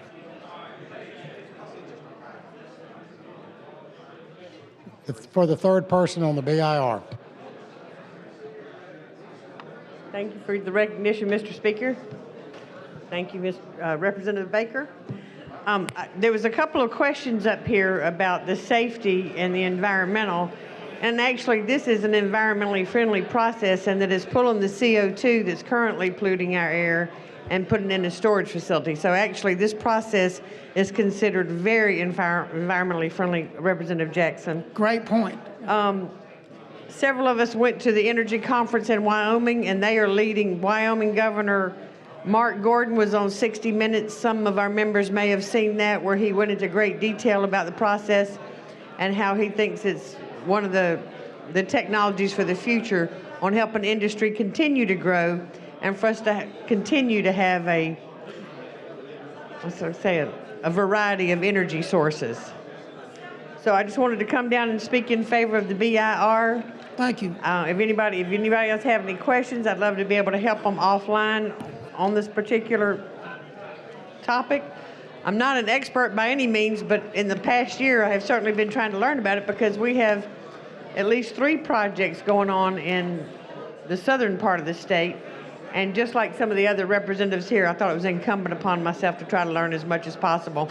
And so far, everything I've learned, it's a very good process. It gets rid of the CO2 that's troubling us now. Thank you so much for your insights and remarks. Thank you. Chair recognizes Representative Ingram from Montgomery to be the 4th person on the BIR. Thank you, Mr. Speaker. Gentleman yield. Sure. Hey, thank you for bringing this. I know the hard work that you worked on it, and I just want to say thank you. It's a good bill. You got my full support. Thank you so much. Thank you, Mr. Speaker. Question for the body's adoption of the BIR. The clerk will unlock the machine. The members will vote.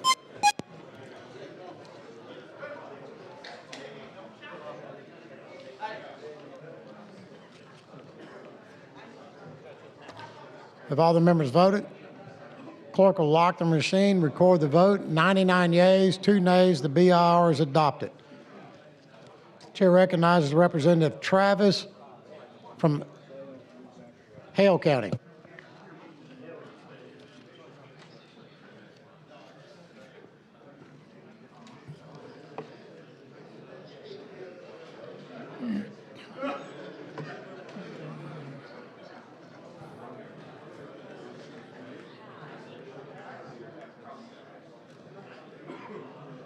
Thank you, Mr. Pro Tem. With this gentleman here, Certainly. I just wanted to rise up on this and kind of help you out on the explanation of it. There's some people and everything. As petroleum engineer, and I kind of got a little background. Typically what we see happening, because of environmental issues now, plants give off carbon dioxide emissions as gas that comes out. It's a natural occurring item already. Byproduct, yeah. Same things we let out sometimes too. Right. But the plants are now given an environmental issue because it's deemed as part of this gas is help cause planet warming. So what we are able to do now is capture that gas. And then what we would do with this, once it's captured, typically what we call pore spaces, that is typically determined in these areas when we do underground or petroleum exploration and stuff like that. They drill down, they do core samples, and they determine the different type of geological formation that you go through. Right. And some of it, like we have the Selma Chalk or places like that, where like over in Sumter County, where you have that real thick chalk, you know, that ethically perpetrated. And so that serves as a layer, a cap layer of what we be doing as the cap. Typically, sometimes carbon dioxide has been used as an injection process that enhance oil recovery, gas recovery, that they will inject that gas in, and then it will help push the petroleum products out on the other end through a well and everything. So that and typically a well is drilled that's for production can be changed as time goes from a production well to an injection well, where you put stuff in, such as water. In this case, it would be carbon dioxide gas into it. And then this well will be, which is typically the reservoir, and when they're deemed it, in which this deal is that it allows something which is a little different. It does involve the landowner, because typically people go in and they may not own the mineral rights of a particular property, but they will own the surface rights. And what this does, it gives the people that own the surface right the opportunity to expand, to sell, what are deemed pore spaces based upon that. So they will actually get royalty checks and earn income from that process. Something they're not currently receiving, so right. Right. So a new industry, right. Right. So you will continue to receive those and stuff like that. But what this does, through those injection wells, it will be put in by pressure, and the pressure will be maintained. And then typically, once they close it down, it's just like doing a typical closing of a petroleum well. You go in, and then that injection well will be cemented off, pressure put on, and then cement layers put at different things to seal that off, and then it'll be monitored and continually monitored by the State Oil and Gas Board to make sure that now some years later, if it becomes a need for it, then they can go back in and re-enter, re-drill, and pump it out if it's need be. But that is the process that'll be taking place with this and everything. It's in the environmental area, and because of the uniqueness of some of our geological formations, such as the chalk formation that we're talking. Some of them over 100 miles thick. The feet, I'm not 100 miles, but 1,000 feet thick, solid. So it's like trying to go through concrete that's 1,000 feet thick that you can't penetrate. Nothing comes out of stuff like that. And then the other thing is that in some areas, it will, as you say, it will be in used reservoirs, some that depleted, and some of the areas will be where, as he made reference to, where salt domes are located, that those caverns will be areas that they can go in and put it in and everything. So it's a very safe, and the good thing is, from the standpoint of uniqueness, Alabama one of the few states because of geologic formation. So because of petroleum exploration, typically, and those have been determined by seismic, where they will go and make seismic implications and put that information and take that, and they'll determine the size of the parameter of the reservoir. They'll determine the different rock material that makes up an overcast the methane, and then it will also allow them to determine the direction, the up-tip, and stuff like that, so they know where the wells to deal with and everything. So it's really unique in the standpoint of where it's a projection moving forward, and it's a really great thing going forward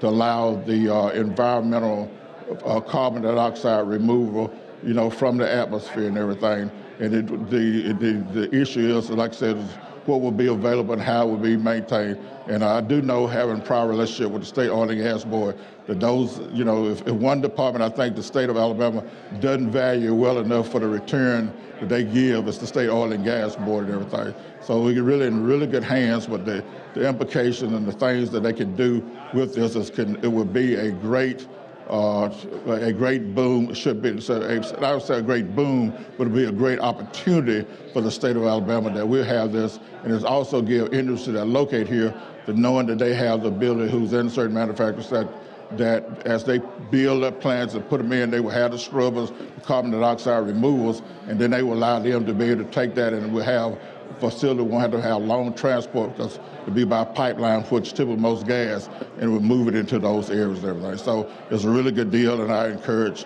people to consider supporting this particular proposal. Thank you. If you'll stay just for one moment. Sure. I had no idea of your petroleum engineer background. You are just a wealth of information. So thank you for helping then to fill in the gaps on a lot of information that I was not able to do adequately. But so very much appreciate that. But I guess also to summarize a little bit, so Alabama, we are in a very unique position. That is to be able to, with this new blossoming industry of carbon storage, then, so from an economic standpoint, and from an environmental standpoint, then we are really in a tremendous position then to move forward with this. Yeah, and again, it won't be all Alabama, but particularly southern Alabama because of that limestone formation, chalk, which are the same formation we're talking about outcrops up in North Alabama, Birmingham, where we see all the limestone quarry, but that is deep down in the ground in other parts, which serves as a cap to make sure that we don't have that problem of the gas escape. And that same cap helps the reason we've been able to have petroleum capture, oil and gas, natural gas, and those products that sometimes along the environmental structures allows them to gather and be formatted and be removed. I've heard the figure mentioned this could be $1 billion industry.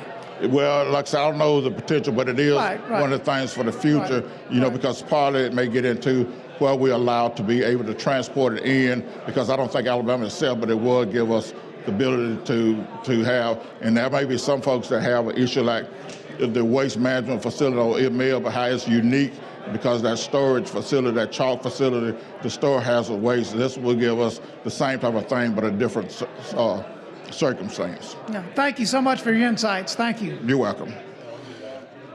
Chair recognizes the Representative Robbins from Talladega.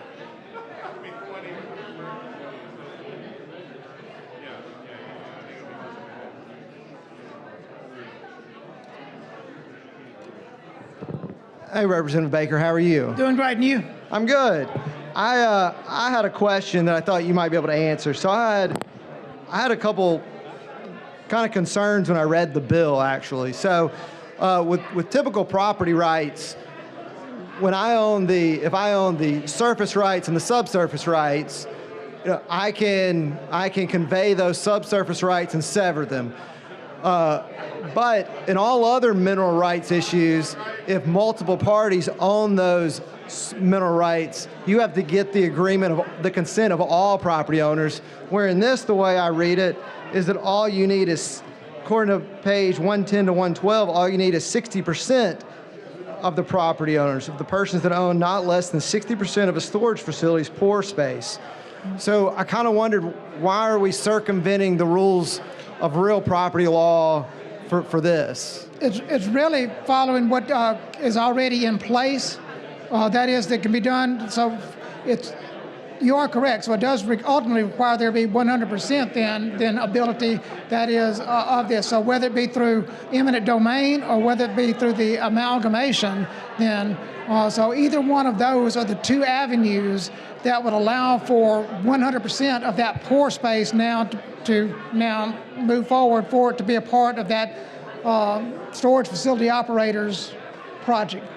Right, but so there is now, currently in statute right now, and this goes a little bit deeper sometimes. You bring up a good point. So I do have an amendment that will change that from the 60% that will go to 66 2/3, which will put it with the current then statute in regards to forced pool then unitization and all. So that's, I've got an amendment that's not yet been offered, but that is something that's been agreed upon with that. So that would move from what's in the current bill right now, and we'll adopt a sub here in just a moment, and that's at 60%.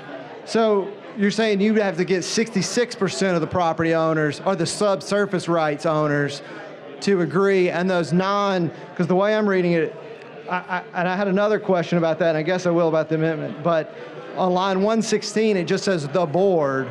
And I assume so you would have a hearing in front of the State Oil and Gas Board for all non-consenting owners, and those non-consenting owners would get paid? Yes. But I guess what I'm saying is that goes against every other form of real property law. You either have to go to and have a court hearing, not an administrative hearing, so only a judicial body can determine property rights. And so that was a concern that I had, that we are circumventing the traditional, for eminent domain, you go through the probate court. If it's heir property or determination of who owns the property to get ownership rights or those severed rights, you would then have to go to circuit court for determination of declaratory judgment. So with this, you're just going simply to an administrative body, and I just had a concern that we're not, some non-consenting owner just gets it taken without having a say in court. I would love offline then to get you in touch with Nick Tew, the director then for the Alabama Oil and Gas Board and such. That way you would be able to get then, more accurate information as to what's in place now with current mineral extractions, and then compensation thereof for any of those that were non-complying, that is, non-consenting. On it. So whether they end up becoming, when I say they don't become consenting, but they actually become then, they become then the ones that can benefit from the royalties thereof, even if they did not originally consent, but there was at least meeting the threshold that is of the 66 2/3. And do we have some sort of registry or some sort of database of who owns what subsurface rights? On what company, what entity, what person owns those rights. So if there was a database for me to try to find that, because I know if I look on a local county GIS, I can click around and see who owns the real property, but then what entity owns those surface rights and who owns these? Is there any place for me to find that? Great question. I can quickly get you an answer on that. I cannot give that to you myself, but I can quickly get you an answer. Okay, because I was also thinking about Representative Pettis' bill earlier today about property taxes and trying to cap those, and wondering, well, if I own a property right, which is a subsurface right, am I paying a property tax? And if so, what is that? And then why would we have this issue with the surface rights when our subsurface rights are not paying those same taxes? No. I'll get you a quick answer on that if there is such a database, or then how they would begin to work towards that is in knowing of an area that's being considered for a project. Okay, well, thank you so much for your time, and I have some more thoughts, but we can take all those offline. Sure. Thank you. Thank you. Chair recognizes Representative Gavan of Jefferson.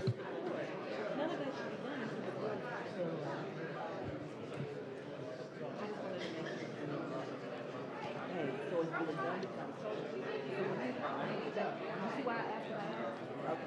I'm going to make sure something else. I'm going to give Teresa a meeting tomorrow, and Russell's going to get back, right?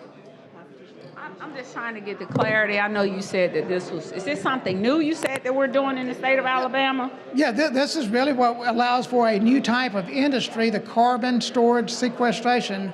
So what companies are in this industry? And what makes it industry? Well, I guess that's sort of a loose term. I guess you can say banking industry, and so that's more of a loosely defined term, I guess. So the name of the industry would be what? I want to research it. I'm not here to, the bill's going to pass, so yeah, I don't have... This is relatively new across the entire continental United States. North Dakota has been one of the states that's been more of a leader in this in regards to the carbon storage. So North Dakota, and so the context, just help me understand the context, because when I get calls from folks, I like to be able to intelligently speak to them about what's what. Okay, I'm sorry. So I wanted you to tell me about this business, this industry, and what we're doing here. Currently, we have manufacturing interest across the state that in the manufacture of whatever their product. So whether it be energy, such as a power plant that may be coal-fired, it could be natural gas-fired, whether it be the steel mills, they emit carbon dioxide. So could be paper mills. So all these different industries that cement plants emit carbon dioxide, and so there is moving quickly ahead. The EPA is requiring that there be capturing of these emissions. Otherwise, these are businesses that potentially would be shutting down or changing their operations dramatically at huge expense going forward. So this is meant to try to help move in that direction for these industries already in Alabama that have the carbon emissions. So are we doing a physical storage? So is this like a noun, a person, place, or thing type of, is this a physical storage? Correct. Under the earth, subsurface, deep down under the earth. Under the earth where? Okay, we're talking about this would be in what is called pore space, P-O-R-E, pore space, in which I did give maybe on the sheet there a little bit of some of the things that would qualify. So you mean like porous, like a porous, not pore? Right, but it's a cavity. I guess maybe I'm using the word cavity. I don't hear geologists necessarily use that word. In my layman terms, I'm using the word cavity. So basically, it's a cavity in the earth. It could have the brine, salt water that's in that cavity. It could be, other things, that are part of that are at least porous to some extent, that you can still pump in the CO2, the carbon dioxide, into that cavity. So these would be called pore spaces. So it would be physically stored in these pore spaces deep under the earth, several thousand feet, well below any drinking water areas. So exactly what are we doing? Say that again? Exactly what are we doing? This legislation... This is enabling legislation to allow the Oil and Gas Board to become the entity that begins to move forward with this blossoming sort of new industry and the regulation thereof. So both in terms of the capturing, that is, at the site of these industries, and then as this would be pipeline to the carbon storage facilities. This bill is more relevant not to so much the pipelines that get it there as it is more so to the actual storage facility, which would be the well that's at which they inject the carbon dioxide into these pore spaces in the earth. So the Oil and Gas Board would be the entity charged with setting somewhat the rules, regulations for this going forward, and who would qualify and what areas would qualify for this new industry. So we're creating the enabling legislation, basically. Correct. Essentially, that's the way I view this. This is enabling legislation to be able to move forward with this, to have safeguards and parameters on this going forward. So whether it be an active storage facility, or whether it be once it's tapped out and they've used up that pore space, and now they need to close that. So both on the front end and the back end. Okay. And do we know the companies that will be engaging in this type of process or geological storage here in the state of Alabama? Who are you bringing this bill for? Actually, the Oil and Gas Board, this goes back to 2019. We had legislation that actually sort of vested or charged them. That is basically with in regards to carbon storage going forward. This was something they've been charged with beginning to sort of promulgate sort of some of the policies or rules with that. So this becomes enabling legislation really to allow them to begin to home in more directly on this. So I guess to answer your question, Alabama Oil and Gas Board would be the primary driving entity of this. Alabama Oil and Gas Board. Board. Who's on that board? I could not give you members of it. The director of that would be Nick Tew. I don't know. I don't think you gave me that. Did you give me that? You say you gave it to us. No, I said I do not. I could not give you the exact members. I'm sure we could easily go online and look at who the members of that Oil and Gas Board. And that's called the Alabama Gas and what board? Alabama Oil and Gas. Oil and Gas Board. Oil and Gas Board. How is that board appointed? I would have to go back and look at the legislation to see on that who actually coordinates those appointments. I could get that answer for you as well. Yeah, I'm asking this legitimately because some of this stuff comes so new to me that I don't know things that I've not heard of, or especially something like this. This is really new, and for us to be creating enabling legislation for it, I would at least like to educate myself on it. And I understand, fully understand. If I could make this comment though, the Alabama Oil and Gas Board is an entity that has been for years regulating the extraction of oil and gas out of Alabama, or whether it be off the coastal waters as well. So they are an entity that's already been in existence for a number of years, helping to monitor and regulate. So I guess I'm trying to understand with the geologic storage, you would be storing, is this a pocket that will be storing different gases, or? This would be carbon dioxide. Carbon dioxide, okay. I'm getting it now, okay. So it's the removing of the carbon dioxide from the atmosphere, whether it be from the... So how is it removed now? How is it being removed now, or have they been removing it? Because they have to be removing it some kind of... Well, it occurs naturally. I mean, one is you've got trees that I got it. Basically, I mean, breathe, so to speak. But I mean, so your vegetation and such. So artificially, or so whether it be humans do it or naturally, then those are the two ways that it can be removed from the atmosphere.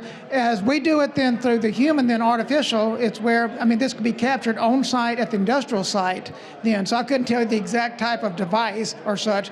Just like I understand cars, they have a catalytic converter. I couldn't really tell you in industry exactly what that is to capture it, the sequestration thereof to allow it to become carbon, to become a solid or a liquid that now can be piped and then sent down deep into the earth. Okay, I think I've learned a little bit. I'm gonna definitely do some research. I want to definitely do some research on it. Okay. Well, I just wanted to try to get some clarity on it and learn a little bit more about geologic storage. Right. I'm having my partner just texted me because we have a federal hearing, and I've got a federal arraignment on a case. So I got to reach out to a psychiatrist here for a psych evaluation on a client.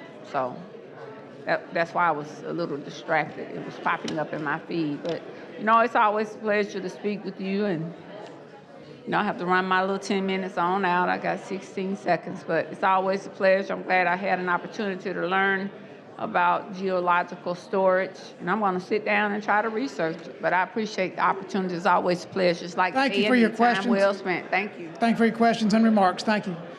Question for the body's adoption to substitute the House Bill 327. The clerk will lock the machine. The members will vote.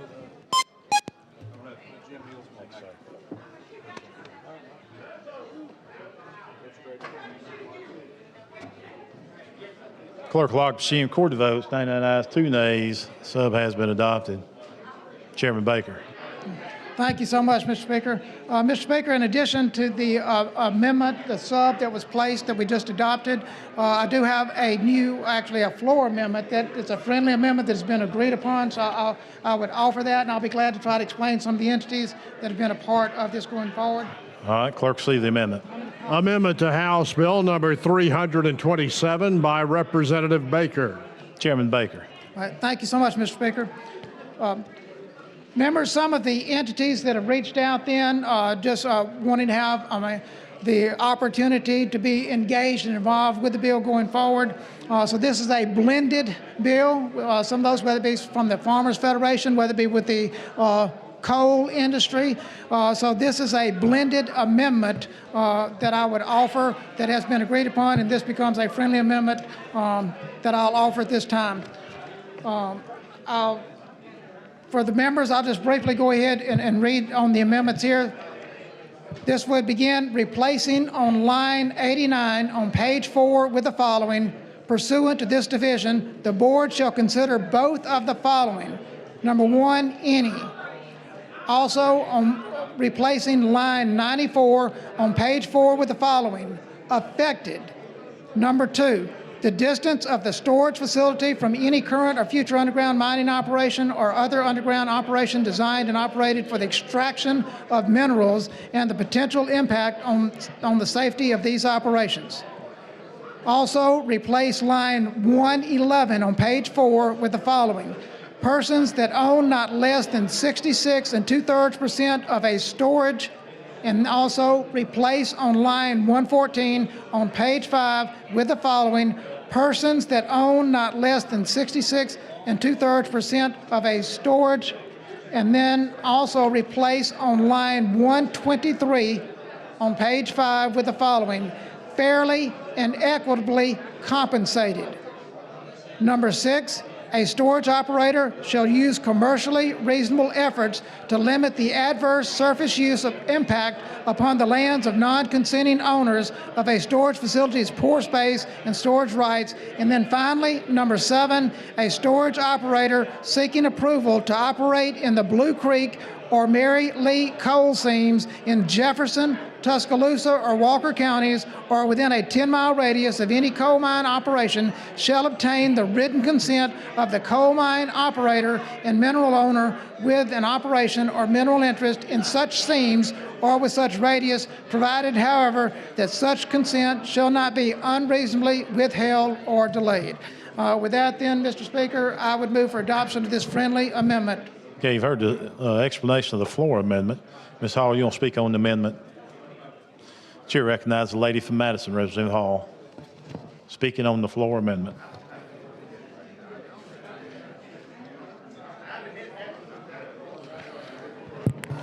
Thank you, Mr. Speaker. I'm trying to make sure I'm clear. Sure, thank you.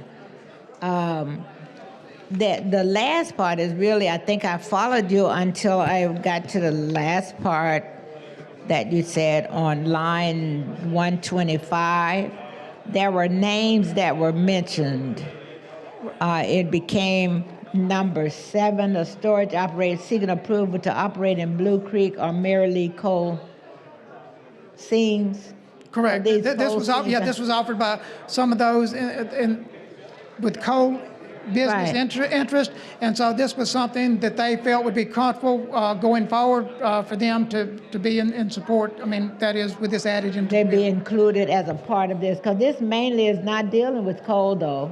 You're correct. You're correct. But I guess sometimes you got, with this being a new blossoming industry, you get those businesses out there and their attorneys looking out for their future interests, not knowing if something might become a part of, although right now, at this point in time, where this is expected is, and geologically, really only right now, would be in the southwestern counties of Alabama, so not up in the Jefferson areas, Jefferson County areas that's mentioned. But once again, to satisfy some of the interest that are out there in regards to this carbon storage bill, then this was accepted. This amendment. So do we have a process of storage within the coal? I don't know. I'm legally looking for. Geologically, I don't know enough to answer that question accurately, so I don't want to even try to take a stab at that. I don't know in regards to, coal, a much harder item as I think of, liquid, such as, when I say liquid, whether it be somewhat natural gas or whether it be a gas or form, or like oil being a type of liquid. So I really would hesitate to answer on that. I'll do what I can to try to help get you answers. I was just interested how the coal industry fit in this. I can understand it in terms of the type of stones and everything, but I thought this was mainly a focus on in your area of town, and mainly it was more focused around the getting of what oils. You're absolutely correct. So this is really, expectations are that this is not necessarily, but of course, I guess just for protection purposes, there are those that like language to give them protections going forward. Sounds like they may be a little futuristic. They might know something that we don't know. Futuristic people are like that. They do. Yeah, right. They can imagine far beyond where we are. Right. Thank you so much. Chair thanks the lady. Question for the body now is adoption of the floor sub. Clerk will unlock the machine and the members will vote.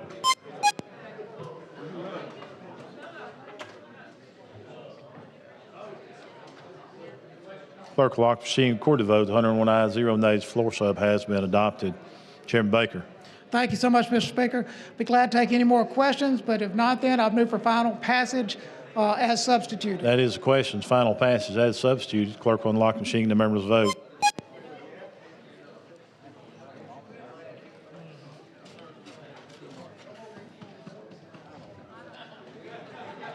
Clerk will lock the machine, record the votes. 95 ayes, 5 nays. HB 327 has passed as substituted. Thank you so much, Mr. Speaker, and thank you so much, members of the body. Thank you, gentlemen. Clerk, call the next bill. On page 46 of the calendar, House Bill number 380 by Representative Lovern relating to taxation. Representative Lovern, let's hold up just a second, please. I'd like to call on Chairman Jim Hill for a moment of personal privilege before we start on this bill. Chairman Hill. Hey, ladies and gentlemen, let me have your attention for a second, if I could. I want you to join me in welcoming back Judge David Kimberly. For those of you that do not know Judge Kimberly, he was a circuit judge in Etowah County probably for 14, 15 years. Upon his leaving Etowah County, he became the director of the Alabama Law Institute. The Alabama Law Institute is an organization that oftentimes brings together legal experts in the field, and they work on complex problems. And they have brought us bills on things like domestic relations, the Uniform Commercial Code, probate code, tax liens, tax sales, these things that affect the life of people every day in the state.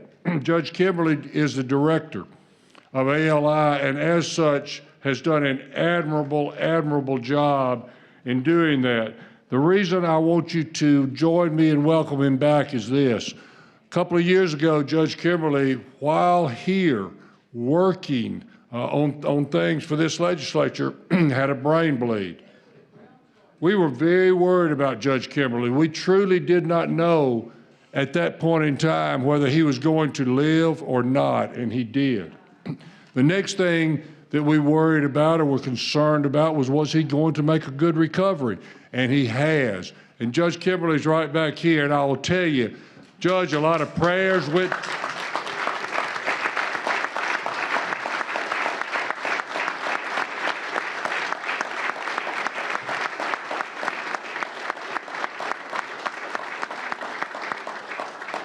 Judge Kimberly, the thoughts and the prayers of everybody in this body have been with you, and we are delighted that you are back with us. Thank you, Mr. Speaker.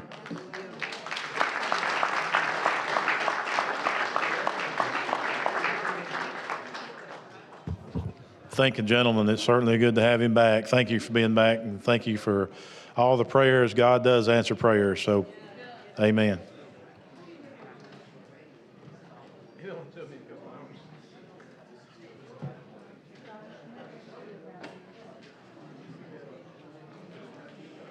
Before we start back, I'd also like to remember a former member that's here, Mr. Eric Majors. Let's give him a big hand, if he would.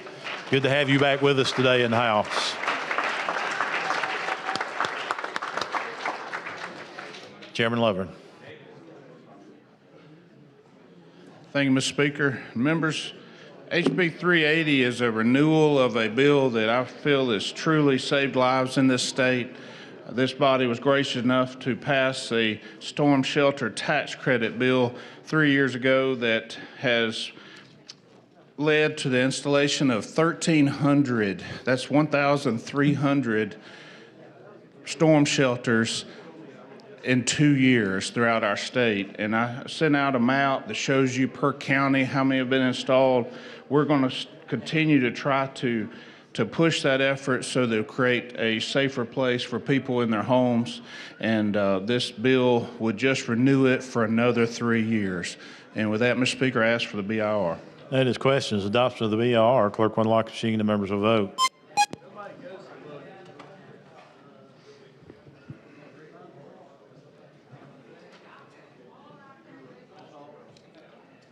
Clerk will lock the machine. Record the vote. 100 ayes, 0 nays. BR has been adopted. Chairman Lovern. And with that, Mr. Speaker, I ask for final passage. That is, the question is final passage of HB 380. Clerk will unlock the machine. The members will vote.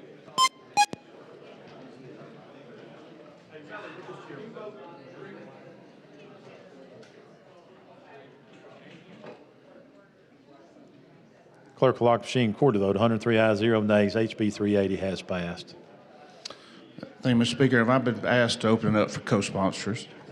Mr. Clerk, let's open this up for co-sponsors.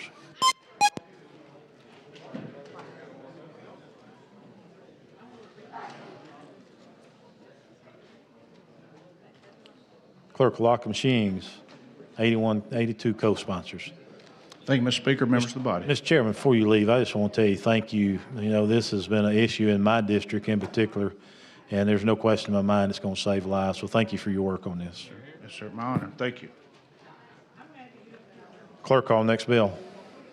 On page 32 of the calendar, House Bill number 350 with substitute by Representative Faulkner relating to commercial real estate. Representative Faulkner, you're recognized. Thank you, Mr. Speaker. Members, the Alabama Law Institute, y'all are familiar with. Judge Kimberly, David Kimberly, we just recognized here, is in charge of that Alabama Law Institute. They take areas of the law that need to be updated and made uniform. They spend usually anywhere from a year to 2 years to 3 years looking at areas of the law and how to update them. One area of the law that was created in 1850 and has not been updated since 1940 was the Alabama Uniform Commercial Real Estate Receivership Act, referred to as UCRERA. And so other states have been doing this, and under our law, it was only in Section 6-6-620, Rule 66, but there was barely any mention of a receivership and the laws that pertain to it. What this is doing, 12 states have already done this. Requirements for a receiver. It's codifying what their appointment is, the qualifications. So in the commercial real estate context, it's setting forth those guidelines. I do have an amendment from ALDOT at the appropriate time, but with that explanation, I would move for the BIR. Here, Rick, check it. Chair recognizes the lady from Jefferson, Representative Van.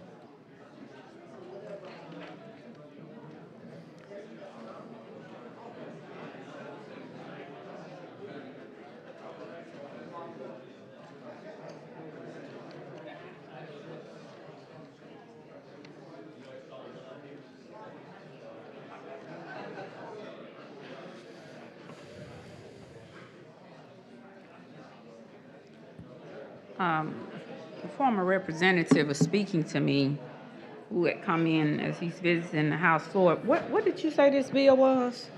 The Alabama Uniform Commercial Real Estate Receivership Act. And it does what? It sets forth really our current laws on a receiver are very vague, sparse. They don't really set forth standards for due process. They don't cover jurisdiction, appointment, who can be appointed, when that appointment can happen, receiver status, the receiver's powers. How are receivers appointed? By a court, circuit court. And currently even by a clerk. Okay. And they usually serve in that capacity up until what point? The issue's terminated, so whatever, we're dealing with the real estate, but the court, it's a court process and a court procedure. So a circuit judge is going to terminate it. So they would terminate. And what is the role of a receiver?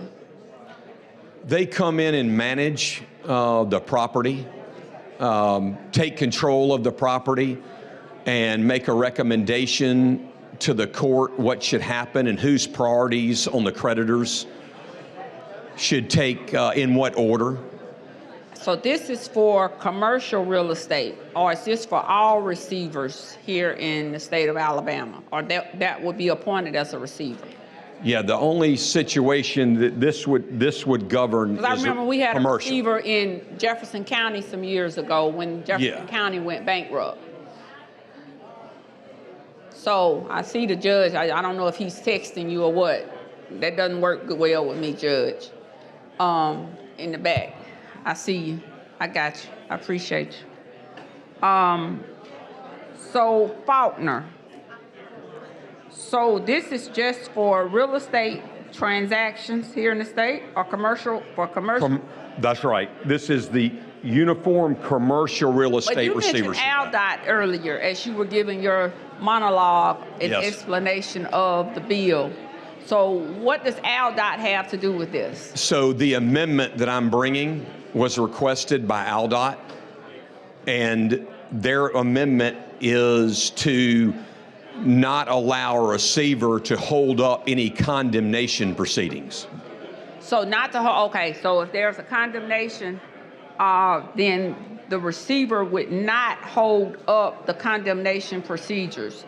So that, therefore, they would be acting on behalf or in the best interest of the state at that point. Because typically, of course, the state or some local government carries forth with a receiver. So right. I mean, it's not receiver, but with the condemnation. Right. So if this property happens to involve property that is being condemned by the state, the receiver cannot hold that up.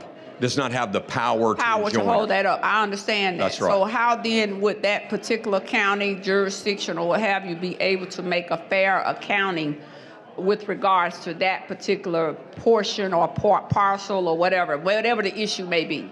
Because you're going to now exclude that particular piece of land or commercial real estate based upon the fact they would be excluded because of whatever this amendment is that you're bringing. Yeah, the amendment is going to say that for whatever amount of the property is subject to a condemnation proceeding. So they would take whatever the value of the property is. Oh yeah, that doesn't change. Okay, that's what because I was like, well, that wouldn't make sense. So, okay, so the property, value of the property or whatever the assessed value of that particular property is, it would not change. That's the however condemnation's done, that's right. And I've never been involved in those. Well, I but- have. Yeah. So that's why I'm asking this question. this only thing their amendment does is it says the receivership court may not stay or enjoin any condemnation action involving the receivership property, nor shall the receivership court have jurisdiction over any action to condemn the receivership property. The receiver may negotiate to settle any condemnation action involving the receivership property and may convey to the condemning authority the property or interest therein sought to be condemned. What are the typical qualifications for a receiver? Because Well- I've always wondered that. I wondered that when we had one in Jefferson County that was appointed. Well, So what are the that- qualifications? Well, that is, it's Judge, basic. send him a text. He about to text you. So I will find it in here. You about to get a text, look at your phone. Well, So, I think my phone's at my. oh, he's been texting you, that's why, Oh. okay. Oh wait, no, it's in my back. I wanted to know the definition of the qualifications for a receiver. So, or they can have like conflicts of interest. You know, you have to be someone who's not. But that's talking about what they can't do. I just wanted to know. I'm curious to know what the qualifications, because like I said, when we went through a lot in Jefferson County with that receiver that was appointed some years ago, and we're suffering some repercussions as a result. So let me ask you this, since you're always good at asking people, who all have you spoken with about this bill? So the Alabama Law Institute had met for 18 months with a number of lawyers, and they I've crafted carried the. many of ALI bills, so that doesn't give me fluff anymore. I've passed a few myself. Right. That was always the thing. I'm carrying an ALI bill, and that would solve all the world's problems. So But that was.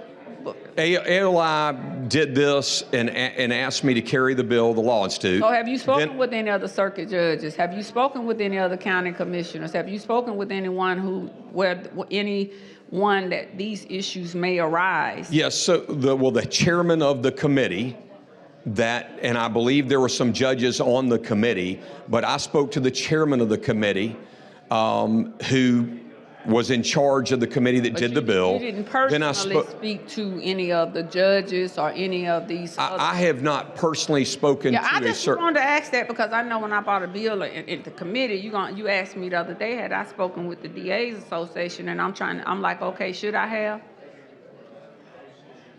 The DA's Association for the last few years hadn't been able to get any bills passed since when Mike Jones was here.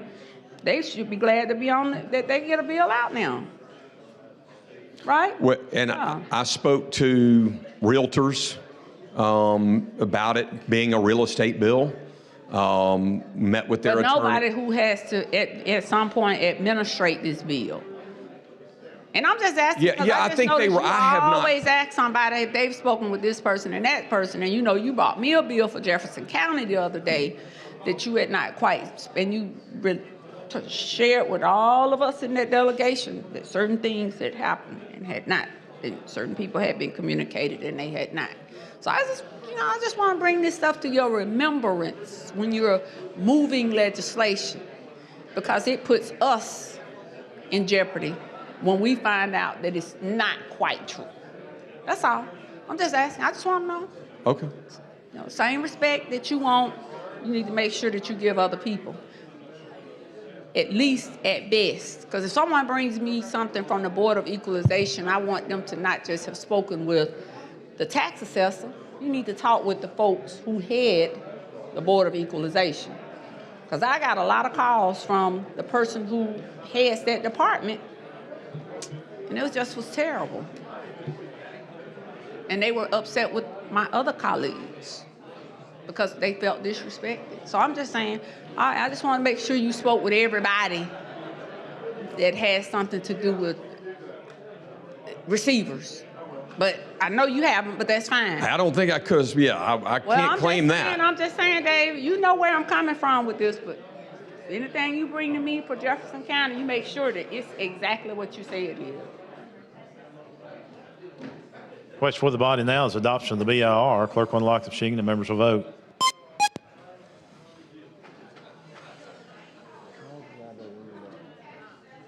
Clerk will lock the machine. Record the vote. 100 ayes, 1 nay. The BIR has been adopted.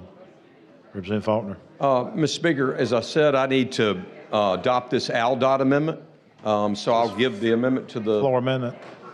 Clerk, see the amendment. It's a floor amendment.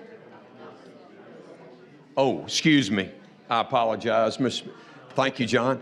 That's okay. You Mr. care to Clerk. explain the committee sub? The committee sub. So we did make one change for trial, which removed the ability for a receiver for you to have to ask leave of court in order to be able to sue the receiver, and we removed that language. Okay, you've heard the explanation of the committee sub. Clerk will unlock the machine. The members will vote.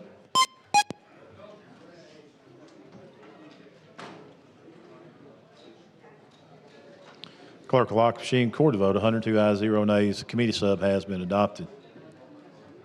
Mr. Speaker, with that, I'd move for this floor amendment to the sub. Clerk, see the amendment. Amendment to House Bill number 350 by Representative Faulkner. Representative Faulkner.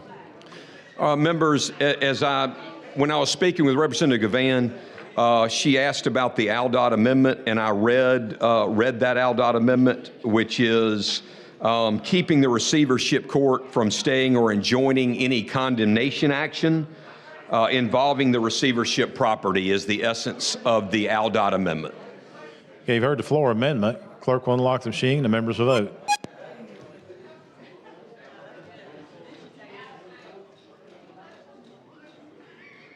Clerk will lock the machine. Record the vote. 101 ayes, 0 nays. Floor amendment has been adopted. Representative Faulkner. With that, I'd move for final passage, Mr. Speaker. That is questions. Final passage of HB 350. Clerk will unlock the machine. The members will vote.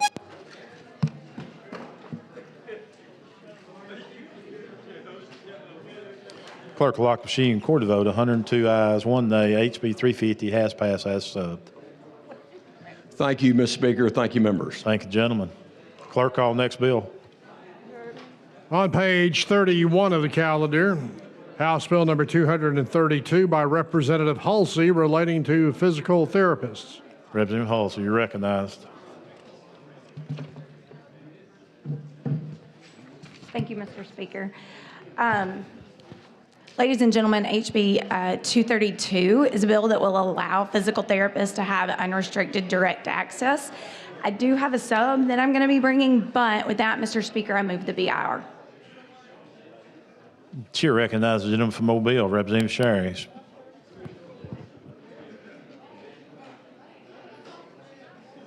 Doctor's got a doctor. Got some questions. Oh, please.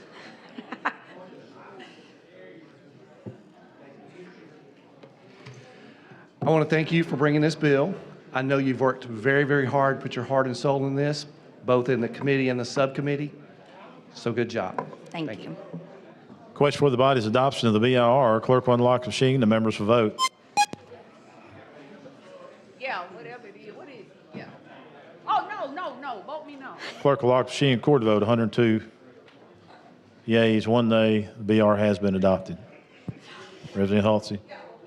Thank you. Mr. Speaker, HB 232 is a committee sub that's going to allow provisional direct access instead of unrestricted direct access for physical therapy, which has some exemptions requiring a referral from a doctor. It also requires a physical therapist to refer a patient to the appropriate healthcare provider if the patient is not benefiting from therapy in 30 days or 11 visits, whichever is first.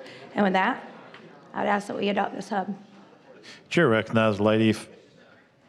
That's a question for the body's adoption of the committee sub. Clerk will unlock the machine. The members will vote.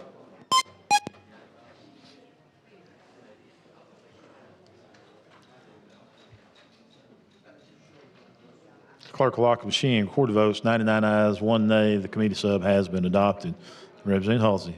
Thank you. Mr. Speaker, I move for final passage of HB 232 as substituted. That's a question of the body's final passage of HB 232 as substituted. Clerk will unlock the machine. The members vote.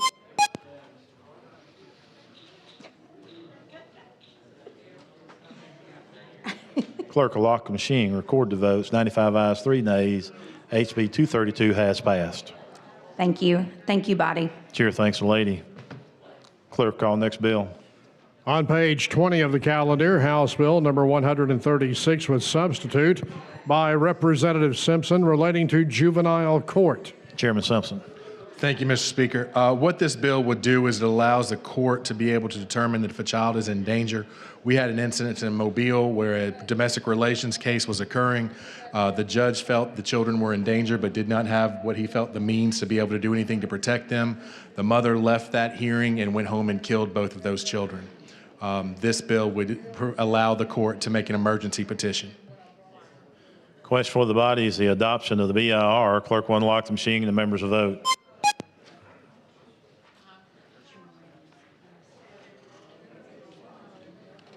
Clerk will lock the machine, record the votes. 102 ayes, 0 nays. BR has been adopted. Chairman Simpson. There is a substitute that passed from the committee. This substitute was worked out between DHR and the courts and the judges.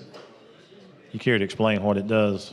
It just made sure that the petition was just for a certain period of time. It wasn't an extended stay. It's just a 48 hours to be able to get some stuff there. Very good. Clerk unlock the machine and the members will vote.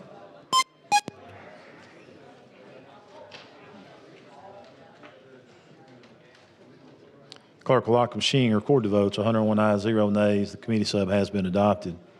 Chairman Simpson. Mr. Speaker, I move for final passage. That is questions. Final passage of HB 136. Clerk unlock the machine and the members will vote.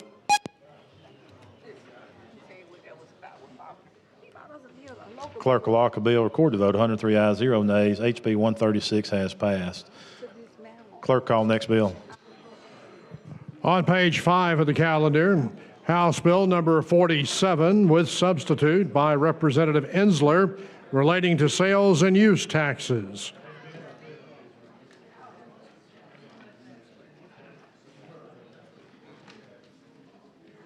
Representative Ensler, you're recognized. Great. Thank you, Mr. Speaker.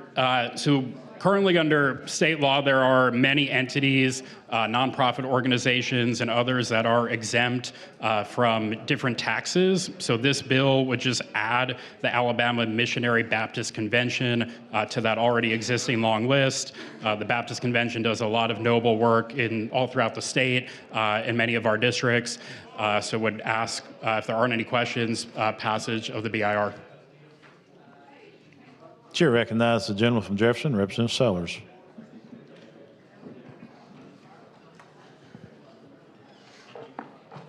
Thank you, Mr. Speaker, for the recognition of the gentleman yield.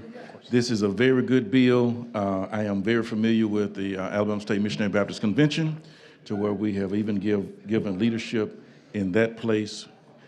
It responds to every major disaster within our state and beyond. And there's over 800 or almost 900 churches throughout the state of Alabama.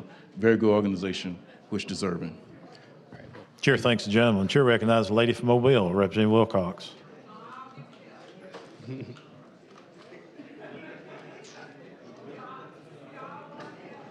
Thank you for the recognition, Mr. Speaker and Mr. Ensler. May I yield? I am just curious because try as I might, I tried to get the deaf and hard of hearing community added to this long list of people that get the sales and use tax exempted. Can you tell me how you got the city and the county tax exempted? So mine was amended also, and we'll get to that. So this is just the state sales tax. So I went through the same situation you did. Okay, so yours, in the synopsis, it says that the city and county is exempted. There will be a committee sub that will vote on that's just the state sales tax. Thank you. You're welcome. Chair thanks the lady. Chair recognizes the lady from Mobile, Representative Drummond.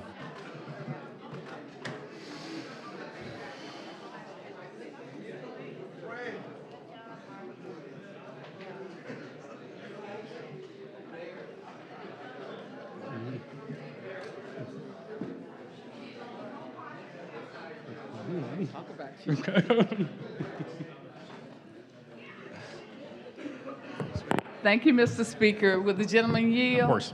I too wanted to join the chorus of thanking you because I'm a missionary Baptist, and when they have conventions, I know that we've had it in Mobile. many times, and we're talking about thousands of delegates that are spending money in those particular jurisdictions. So the economic impact of this one is so great. And I would hope if it's in Mobile again, let me know, and I will go and help petition the city and the county to exempt those taxes as well, because this has a great economic impact. As a matter of fact, our Convention and Visitors Bureau actually bids on this particular convention. So thank you. Thank you. And the Baptists, we know how to do it best. Of course. Thank you. I don't think I'm going to respond to that. Even though I'm Baptist, I'm not going to respond to it. Clerk, unlock the machine and the members will vote.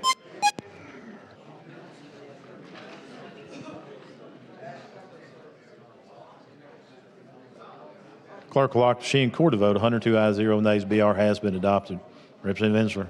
Right, and as I mentioned, in committee there was an amendment to have it just be a state sales tax, not local or county, so I would move for passage of the committee sub. Okay, you heard the explanation of the committee sub. Clerk will unlock the machine and the members will vote.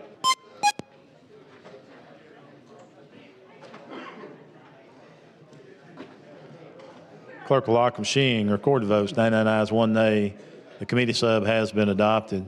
Representative. Great. Thank you so much, and I would move for a final passage. That is questions. Final passage of HB 47. Clerk will unlock the machine, and the members will vote.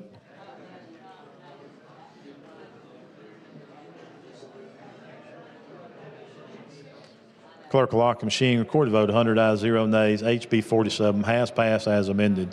Thank you. Thank you, gentlemen. Clerk, call the next bill.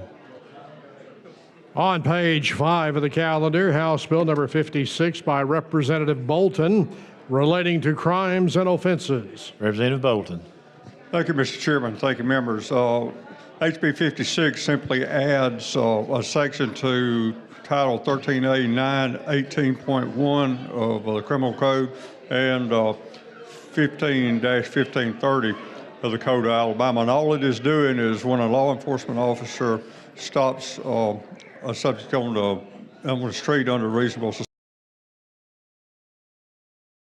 information from him. And with that, I would move for the adoption of the BIR, Mr. Speaker.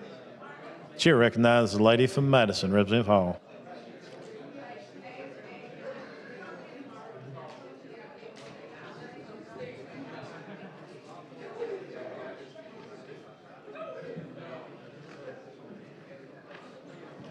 Thank you, Mr. Speaker. The gentleman yield. Yeah, I read this bill with interest when it said, so tell me, under the current law, you can stop an individual and you can't demand that they give you their name. Is that what I'm understanding? Yes, ma'am. They can give you a name and an address under the current law, but they can't give you, I mean, they could, but you can't request the date of birth. You can't request what? You can't request the date of birth. It's not specifically provided for. And what's happened is the reason it came to us is because we've had a number of instances where people would have the same name as someone else, and they couldn't clear up in the computer whether or not the person had warrants on them or not because they didn't have date of birth. Okay, so let me process this. A person is stopped. They don't give a license. You just ask for their name. You can, yes, ma'am. And you can ask them for their date of birth? You can, when this law is passed here, you can. Right now, you can ask them for their name and their address. So why is it the most time when I'm stopped I have to give them my driver's license? Oh, well, now, in a driving violation, a lot of times, and also when you see somebody, they will ask for that, but not everybody that you talk to on the street is going to have ID on them. Okay. This is mostly where that's dedicated. This is mainly for a walk in the street, not necessarily somebody driving a car. That's right, and this is for somebody that's suspected of doing criminal behavior. Suspected of criminal behavior? Yes, ma'am, like prowling around the house, prowling around the building or something like that with no ID, and you stop them and you can demand their name and address now, but this would add date of birth also, so you can run them through the NCIC files and determine whether or not they have any warrants on them or verify. And that happens a lot?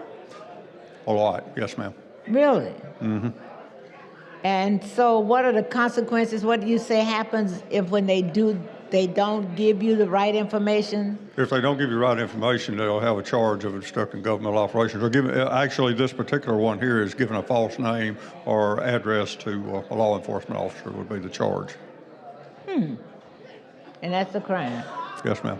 And that one's been enforced for, I know, for 20 years. And part of it has been enforced for a lot longer than that. Do you, I wonder if we have data. Would the department, Aaliyah, have data, information in situations, how often that it has occurred, or do you think, or No, ma'am, that county? probably isn't anything that anybody records. I don't know. This is just for incidental contacts out in the field. So I don't know of any record-keeping maintenance that's done on that. Incidental. Ma'am. What do you call incidental? Just incidental contact when an officer's on patrol and runs in and sees something. That's what I'll call an incidental contact. Like if I'm on patrol and I see like guys standing around scouting out a residence, a business. Somebody's hanging out someplace you think they shouldn't be? Yeah, just with extremely suspicious circumstances, not just walking down the road or across the parking lot or anything like that. There has to be a reasonable suspicion that they're planning to commit a crime. That they plan to commit a crime? That they're likely to be trying to commit a crime or planning to commit a crime. That's getting kind of close, though, right? I mean, That's just not stopping everybody on the road. That would be not correct. That would be incorrect to do that. But this is just a situation where an officer encounters someone that he has a reasonable suspicion to believe they're getting ready to commit some kind of criminal offense. getting ready to commit an offense. They don't know that, but they suspect they may be. Yes, ma'am. That's called reasonable suspicion. Yes, ma'am. Reasonable suspicion. Wow. Well, whew. I just make sure all of the people I know, don't y'all be walking around these neighborhoods looking like you're looking for somebody and you may get stopped. There was one other thing that I had on here that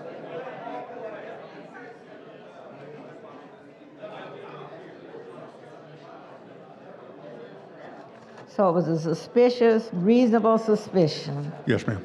The law today does not allow for reasonable suspicion. No, ma'am. It allows for reasonable suspicion. What it doesn't do is it doesn't provide for the person to be obligated to give you their date of birth. That's all they're obligated to give you their name and their address, but they're not obligated to give you date of birth currently. What this does, that will make them they will also be obligated to give you their date of birth. Okay. And see what this does also, this clears up like detaining people that have similar names but different dates of birth, where you've got a warrant in the system on a person, you can verify whether or not that's the person, and if it's a different person, you can cut them loose and send them on their way. But if you have a warrant on that person, that means that person has committed some crime. You saying this is if you think they may, but if you have a warrant, that means they've done something. Two different issues. Reasonable suspicion is based on the stop to begin with.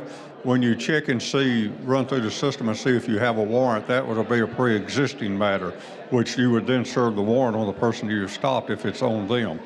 But you may run that person and them not have any kind of warrants or anything, and then they send them on their way. Many times I have stopped people where it looked like they might have been doing something when they had a perfectly legitimate right to be there. I'd check their identification and find out they were okay and say, have a good evening. All right, give me an example of what you thought they might have been doing. Well, what I'm talking about is here's a perfect example. Across the street from our former police station, there was a man out standing, after I come out one night about 11:30, standing around looking in a window in a house. Okay, so I said, well, that doesn't look normal because I know the guy doesn't live there. But it turns out it was one of the person's cousins, and they had left a store and they were tapping on the window to try to get the person to the door. I told him once I verified that all that was correct, had his ID, I'd send him on his way. Now, was that what triggered you with this bill? What triggered this bill? What triggered this bill?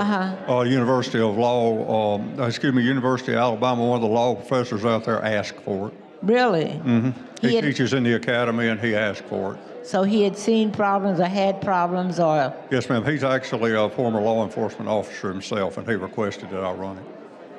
And so the incident that you talked about that occurred with you, how often is that type of? Oh, I don't know. I probably ran into it myself. I ran into it many times, but it's fairly routine when you're out at certain hours of the night to find people that are doing things that you just want to clear up to make sure that you know, number one, who they are, or that they're not up to no good. You know, and those factors would be dependent on the circumstances. Okay. Interesting. Thank you. Yes, ma'am. Chair thanks the lady. Chair recognizes the lady from Jefferson, Representative Van.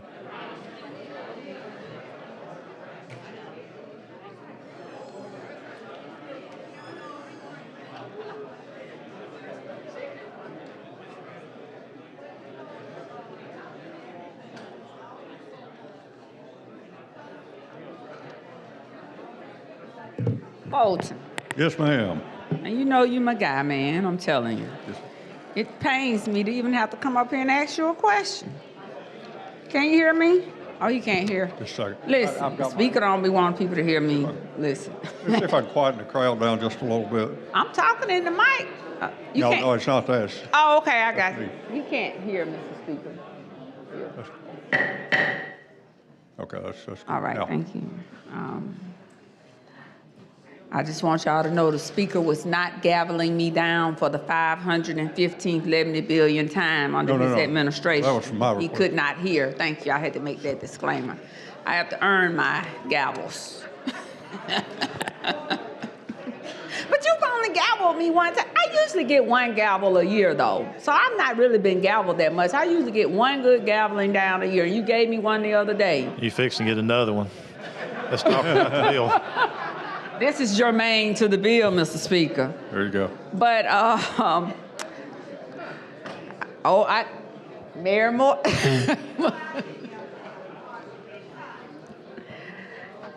Okay, let me leave that alone. Okay, I'm trying to understand this bill because the Supreme Court ruled, or the 11th Circuit ruled last year with regards to driver's license, or at least when officers stop individuals, unless it's pertaining to some type of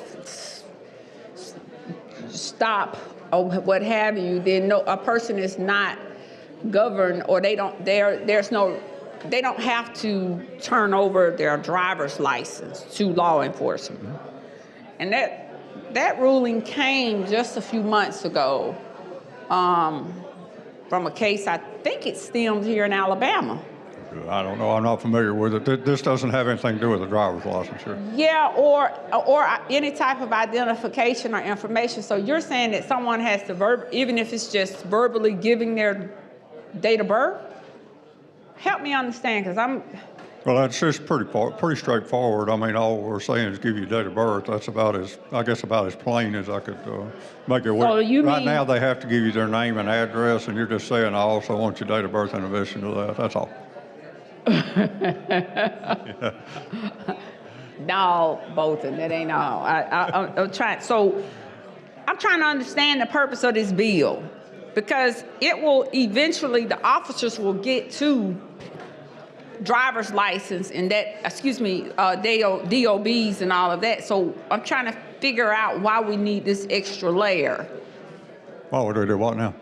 Why do we need this extra layer? Okay, I'll set you an example. Suppose I catch, I won't say catch, suppose I encounter someone who is acting suspiciously around the back door of a fast food restaurant about the time that they carry the garbage out at night. Okay? That's a real prominent type of robbery set up. And I stop that person, they have no ID on them. And I say, what's your name? And they say, well, I ain't gonna tell you. Well, they're going to be arrested then for obstructing governmental operations. You know, if we meet But the they fact can be arrested for that anyway. that's what I'm saying. But when we get them to headquarters, we will get their identification then. But if that's just somebody that's there to pick up a worker at night and just looks suspicious, you verify all that and you just turn them loose. And what you do is you verify their name, you verify their address and their date of birth, and if they just didn't have any identification with them, that's basically what this is for here. And the only thing we're doing different now, for many years we had the false name statute when I was working. Then later on, probably 20 years ago, they added a false address, and for some reason at that time they didn't have the date of birth. Let me explain it like this. So suppose you got 3 or 4 people that got the same name, live in the same neighborhood, and you encounter somebody, they can give you somebody else's name and everything. You go run a warrant. But they can do that anyway. No, what I'm saying, but when you run through the system and you've got a warrant on somebody, they could be improperly detained until you verify all that, where if they give you the date of birth, you can clear it up right then. What if they give you someone else's date of birth? Oh, well, I mean, then you get charged with giving a false date of birth. But at the, I got that. I mean, I represent people all day and night that I know. give false information. I mean, just had a case. Mm-hmm. I think it was over in Hoover. Homewood. So your bill would mandate, if passed, that a person who is stopped by law enforcement, whatever the crime is that's going on at the time, that they have to turn over their date of birth along with name and other requested information that the law enforcement officer is asking. Well, it's the name, the address, and the date of birth. And the DOB. Yes, that's right. When they're stopped now, what do they have to give over, turn over? Absolutely. Under the law as it is now, they have to give their name and their address. And you just want to add a layer, another. Yeah, for verification purposes, that's all.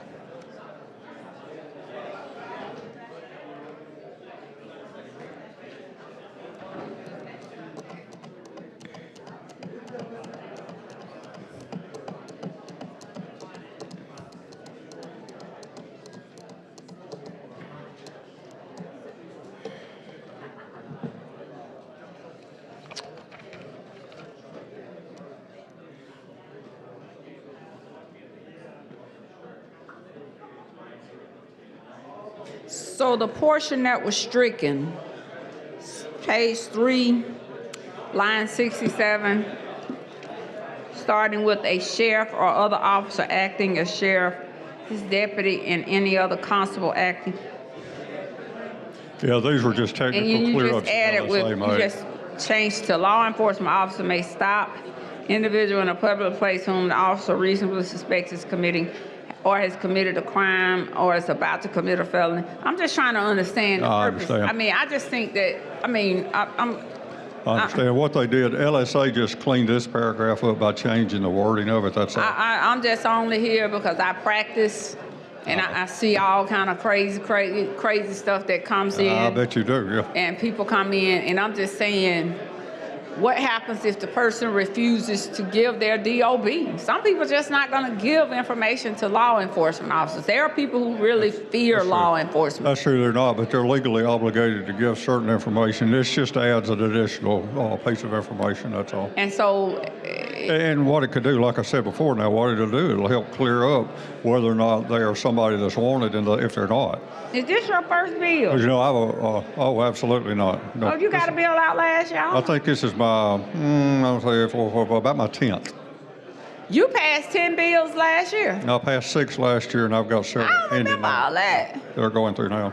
I don't remember you passing 10 bills. About I might that. not. I'm usually pretty quiet. Well, yeah, you are, and you've always supported my bills. I don't have no problem with you. You know, you all right with me. And you called me about your bills. But this wasn't the bill that you called me about, is it? No, ma'am, I haven't called you about this. You didn't call. Actually, this one just popped up on the calendar today. It's been... I wish you had called me about this one. I know you had called me, and we, you know. Yeah, I'll be glad to call you about any of them in the future. Now, you don't have to call me on all of them, but No. on one that's Anything that like looks this. like it'll interest you. Yeah, listen. All right, but I'm just asking, you know, I just want to know, because I just want to know if it's something, I'm trying to figure out the something in this bill right here, because this is a little bit much. Just got to make sure that not something else underlined, but I appreciate the opportunity. Absolutely. You to get your 11th bill out of the House. How are you able to pass 11 bills and you have all these other new legislators in here? Oh, well. And I'm just trying to quiet. figure. Oh, that's what it is. I got to start being quiet so I can get some stuff done, Mr. Speaker. Hey, it's work. Not. I get enough out. I'm pleased. I don't have no problem when I leave. At the end of every session, I'm very happy with the work that I've done every year. Come hook or crook. That's good. Come gavel or no And you gavel. should be. I got to keep my good eye on the speaker. I have to see when I'm this way, I can't really focus out of my peripheral vision to see when he's easing up, because he got a way of easing up on that gavel. And he's just, she's going to keep on. I'm just going. All right. Appreciate you. Thank you. Chair thanks the lady. Question for the body's adoption of the EIR. Clerk will unlock the machine and the members will vote.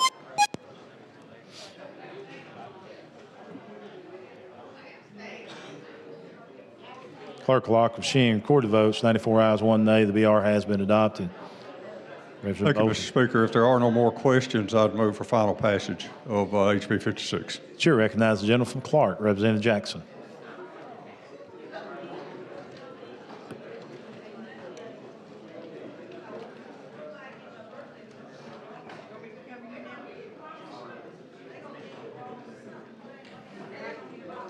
Thank you, Mr. Speaker. I just want to ask the gentleman the significance of his legislation. Why is it necessary? I have one of my law professors that teaches in the academies when he's training law enforcement officers. He and one of the law enforcement officers are locally requested that we add this in because when they were running people, a lot of times they were coming up with conflicts on names where they didn't have the DOB to clear up whether or not the person was actually the same person reflected in the system. See, in other words, we all look alike. Do what now? We all look alike.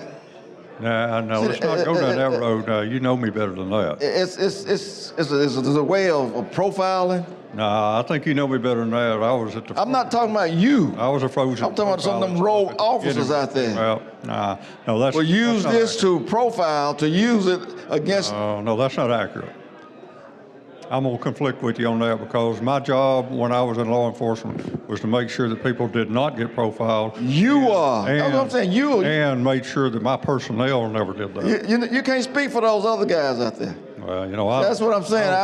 It wasn't you that stopped me that day. I control my people. It wasn't you that stopped me and did all this crazy talk. Anyway, what's the question? No, that was the question I asked you. Why was it necessary? But see, we'll use these things to enforce a law that don't even exist because it's respect. I got stopped. I'm a grown up. I got a decal on my vehicle. Yes, sir. Saying I'm a member of this house. Correct. Yes, sir. For no reason at all. Driving while black, that's all it was. Someone mistreated you. And when we use these things, there are going to be some other people going to get mistreated. That's not in law enforcement. That's not in the House of Representatives. Those guys that are going to get mistreated, we won't know about it until after something happens. Maybe a shooting or something. I guess my question would be, and this is just discussion while we're trying to kill this 10 minutes here. What's the difference right now between a person being stopped and asked their date of birth, their name and their address and not being asked their date of birth? What's the difference if we ask them? I mean, why are you stopping him anyway? He walking. No, that doesn't have anything to do with this bill here. You said he walking. No, I'm saying you won't stop anybody just because they're walking. That's what I was telling Representative Gavan. However, if I pull up on a convenience store, if I pull up on a fast food restaurant and people are prowling around the back waiting for them to open the door at closing time, yes, sir, that is. That's a probable cause there. It's suspicion. Yes. It's some suspect happening going on. That's correct. Yeah, I understand. I got you. So it got to be. When I stop that person, I should have the ability to also get their date of birth to clear up whether or not they're the same person that could possibly have a warrant on them or something. And that's the point of this one right here. Oh. So in other words, I got stopped in Jackson and I told them my name was Jackson. Action Jackson. They said, "Oh, you Action Jackson?" I said, "Yeah, I'm Action Jackson." Thank you, Mr. Speaker. Thank you, Representative. Chair, thanks, gentlemen. Question for the body now is final passage of HB 56. Clerk unlock the machine and members vote.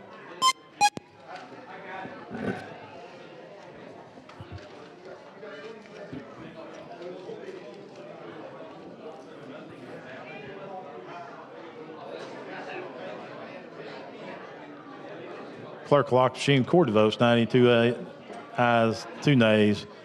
HB 56 is passed. Mr. Speaker, I've been asked to open this up for co-sponsors. Ms. Clerk, let's open up to co-sponsors.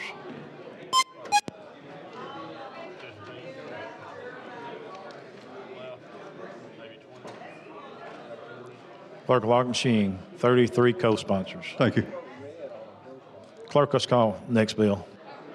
On page 41 of the calendar, House Bill number 352 by Representative Lee with substitute relating to juvenile courts. Chairman Lee. Thank you, Mr. Speaker. What this bill does is try to expedite the placement of children throughout our state. Today, the judge makes a ruling, they go to regional detention centers, and many times they stay there for, or here lately, they've stayed there for months and months, almost a year in some cases. And after a certain period of time, your local counties pick up the cost at $129 a night. I had someone in my office today that said they had one particular case that went up into the $15,000, $16,000 that they had to pay. What this does is it incentivizes, motivates for the paperwork to get done through the juvenile probation officers, all the paperwork to get to DYS so they can get those kids to a final place where they can start getting paid by the state. After a certain period of time, these children will be moved. Mr. Speaker, I move for a BIR. Question for the body's adoption of the BIR. Clerk unlock the machine. The members will vote.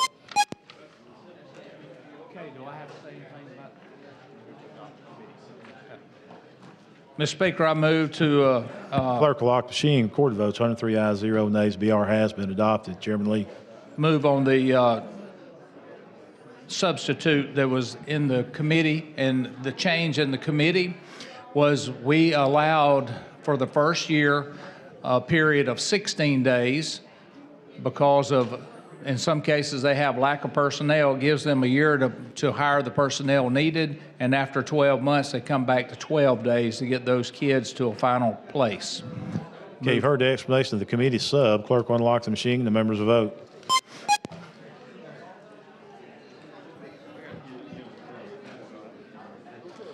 Clerk will lock the machine. Recorded vote, 103 ayes, 0 nays. Committee sub has been adopted. Chairman Lee. Mr. Speaker, I do have a floor amendment. We had made one mistake in writing the bill. It's on line 250 through 251 on page 9. We left out unintentionally the Department of Youth Services, the main people we're discussing tonight. It says, in the case of a child in need of supervision, the Department of Youth Services or the Department of Human Resources. I move for the adoption of the amendment. Okay, clerk, see the amendment. Amendment to House Bill number 352 by Representative Lee. Okay, you've heard Chairman Lee's explanation of the amendment. Clerk will unlock the machine. The members will vote.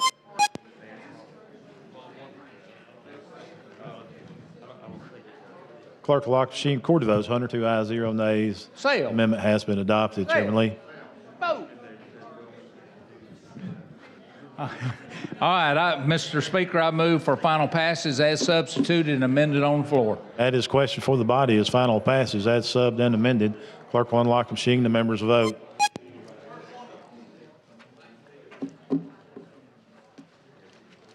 Clerk will lock the machine. Recorded vote, 101 ayes, 0 nays.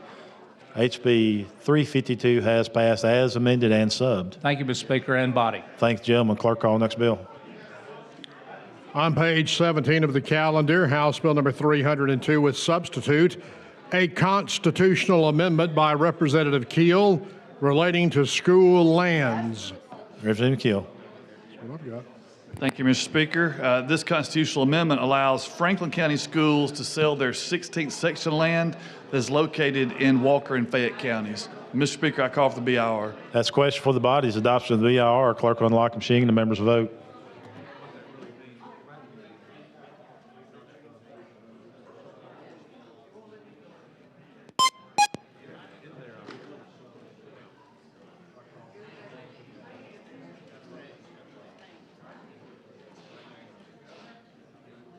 Clerk will lock the machine. Recorded votes. 77 ayes, 0 nays. VR has been adopted. Thank you, Mr. Speaker. I move final passage. That's questions. Final passage of HB 302. Clerk will unlock the machine and the members will vote.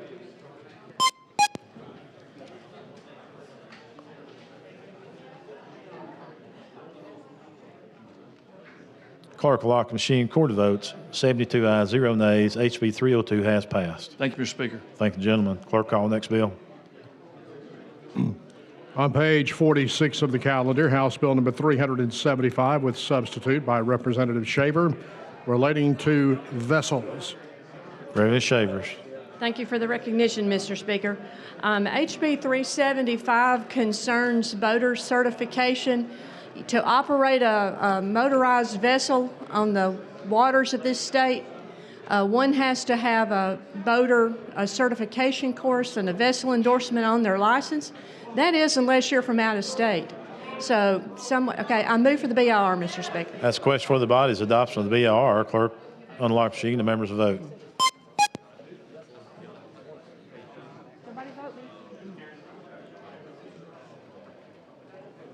Clerk will lock the machine. Record the votes. 98 ayes, 2 nays. BR has been adopted.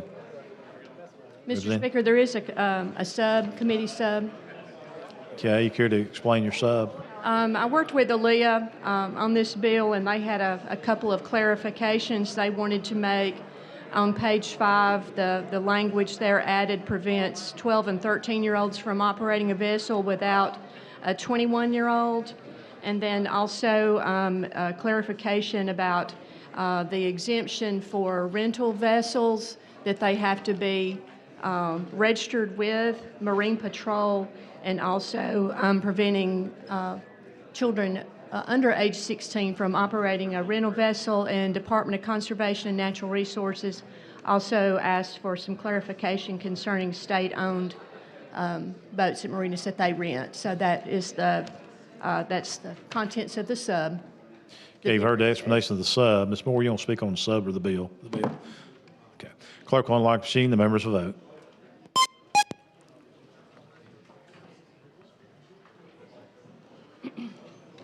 Clerk will lock the machine. Record the votes. 98 ayes, 0 nays. The sub has been adopted. Representative Shavers. I move for final passage. Chair recognizes the lady from Jefferson, Representative Moore.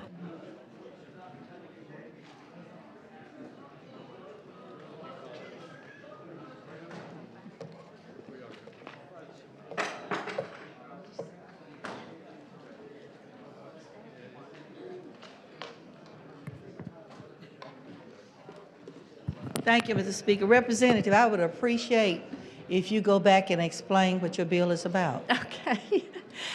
Currently, Alabama residents have to have a boater certification and a vessel endorsement on their license to be able to operate a motorized vessel on the waters of this state. But out-of-state operators do not. They can operate up to 45 consecutive days without anything. Without anything, right. So we're requiring something of Alabama residents that we don't require of other people. Right, and it's just a safety issue. It that is. People have some kind of safety instruction before getting out there on the waters and operating a motorized vessel. And this just requires those out-of-state people to have the same requirement that in-state people That's have. correct. If their state requires the boater safety certification, we will reciprocate and honor what they have. But if they arrive here and they do not know that we require it, and they find out, they can go online and take our boater safety certification course, and it prints out a certificate at the end. So, I mean, you can even do it on your phone. Right. And even Alabama residents can use this method to pass the certification course and then take it with their driver's license and get the vessel endorsement on their license. Okay. I appreciate that. Anytime. Question for the body now is final passage of HB 375. Clerk will unlock the machine and the members will vote.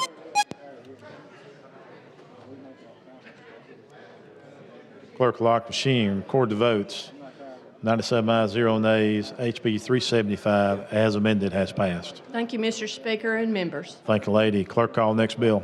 On page 34 of the calendar, House Bill number 351 by Representative Treadaway relating to law enforcement. Representative Treadaway. Thank you, Mr. Speaker.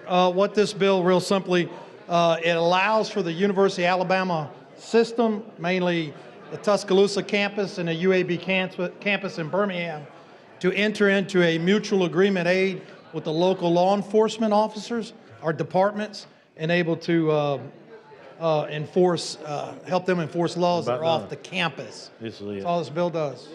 And it's permissive. It may allow it. Question for the body is adoption of the BIR. Ms. Moore, you want to speak on the BIR? You want to speak on the BIR? Okay. Okay. Yes, ma'am.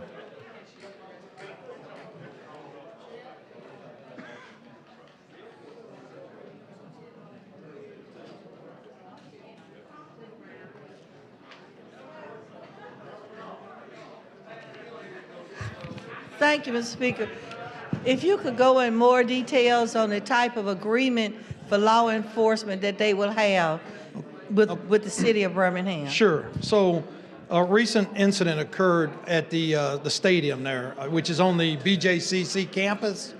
Okay. And so I didn't know this before because we have mutual aid agreements from one department to the other.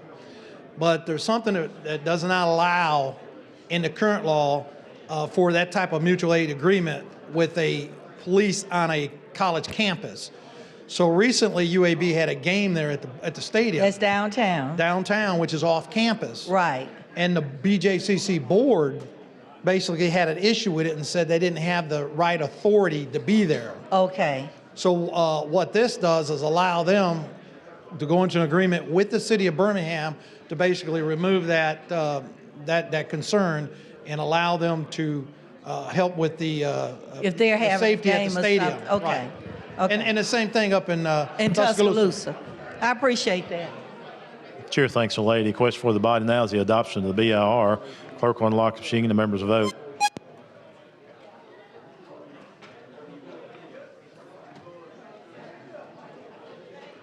Clerk will lock the machine. Record the vote. 103 ayes, 0 nays. BR has been adopted.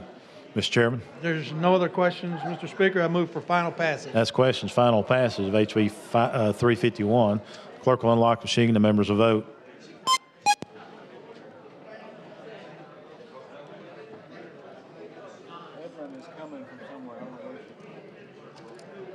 Clerk will lock the machine. Record the vote. 102 ayes, 0 nays. HB 351 has passed. Thank you, members.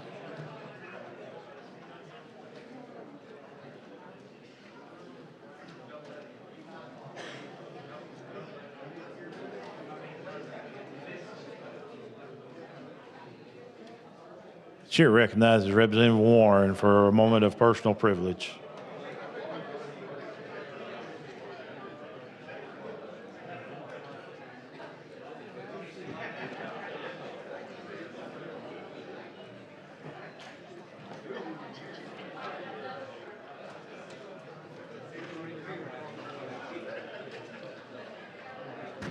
Thank you, Mr. Speaker. I'd like to have the rules suspended to introduce an HJR commending Dr. Cynthia Sellers Simon for her exceptional services to Tuskegee University. This weekend, we will be celebrating our 50th class reunion, and we want to memorize her at this time. Okay, you've heard the explanation of the resolution. All in favor say aye. Any opposed? Resolution has passed. Thank you, Mr. Speaker. You can catch your breath now. Chair recognizes the gentleman from Mobile, Pro Tem Pringle. Thank you, Mr. Speaker. Ladies and gentlemen, having agreed to meet Thursday at 9 a.m., I move the House stand in adjournment. All those in favor say aye. Any opposed? We are adjourned.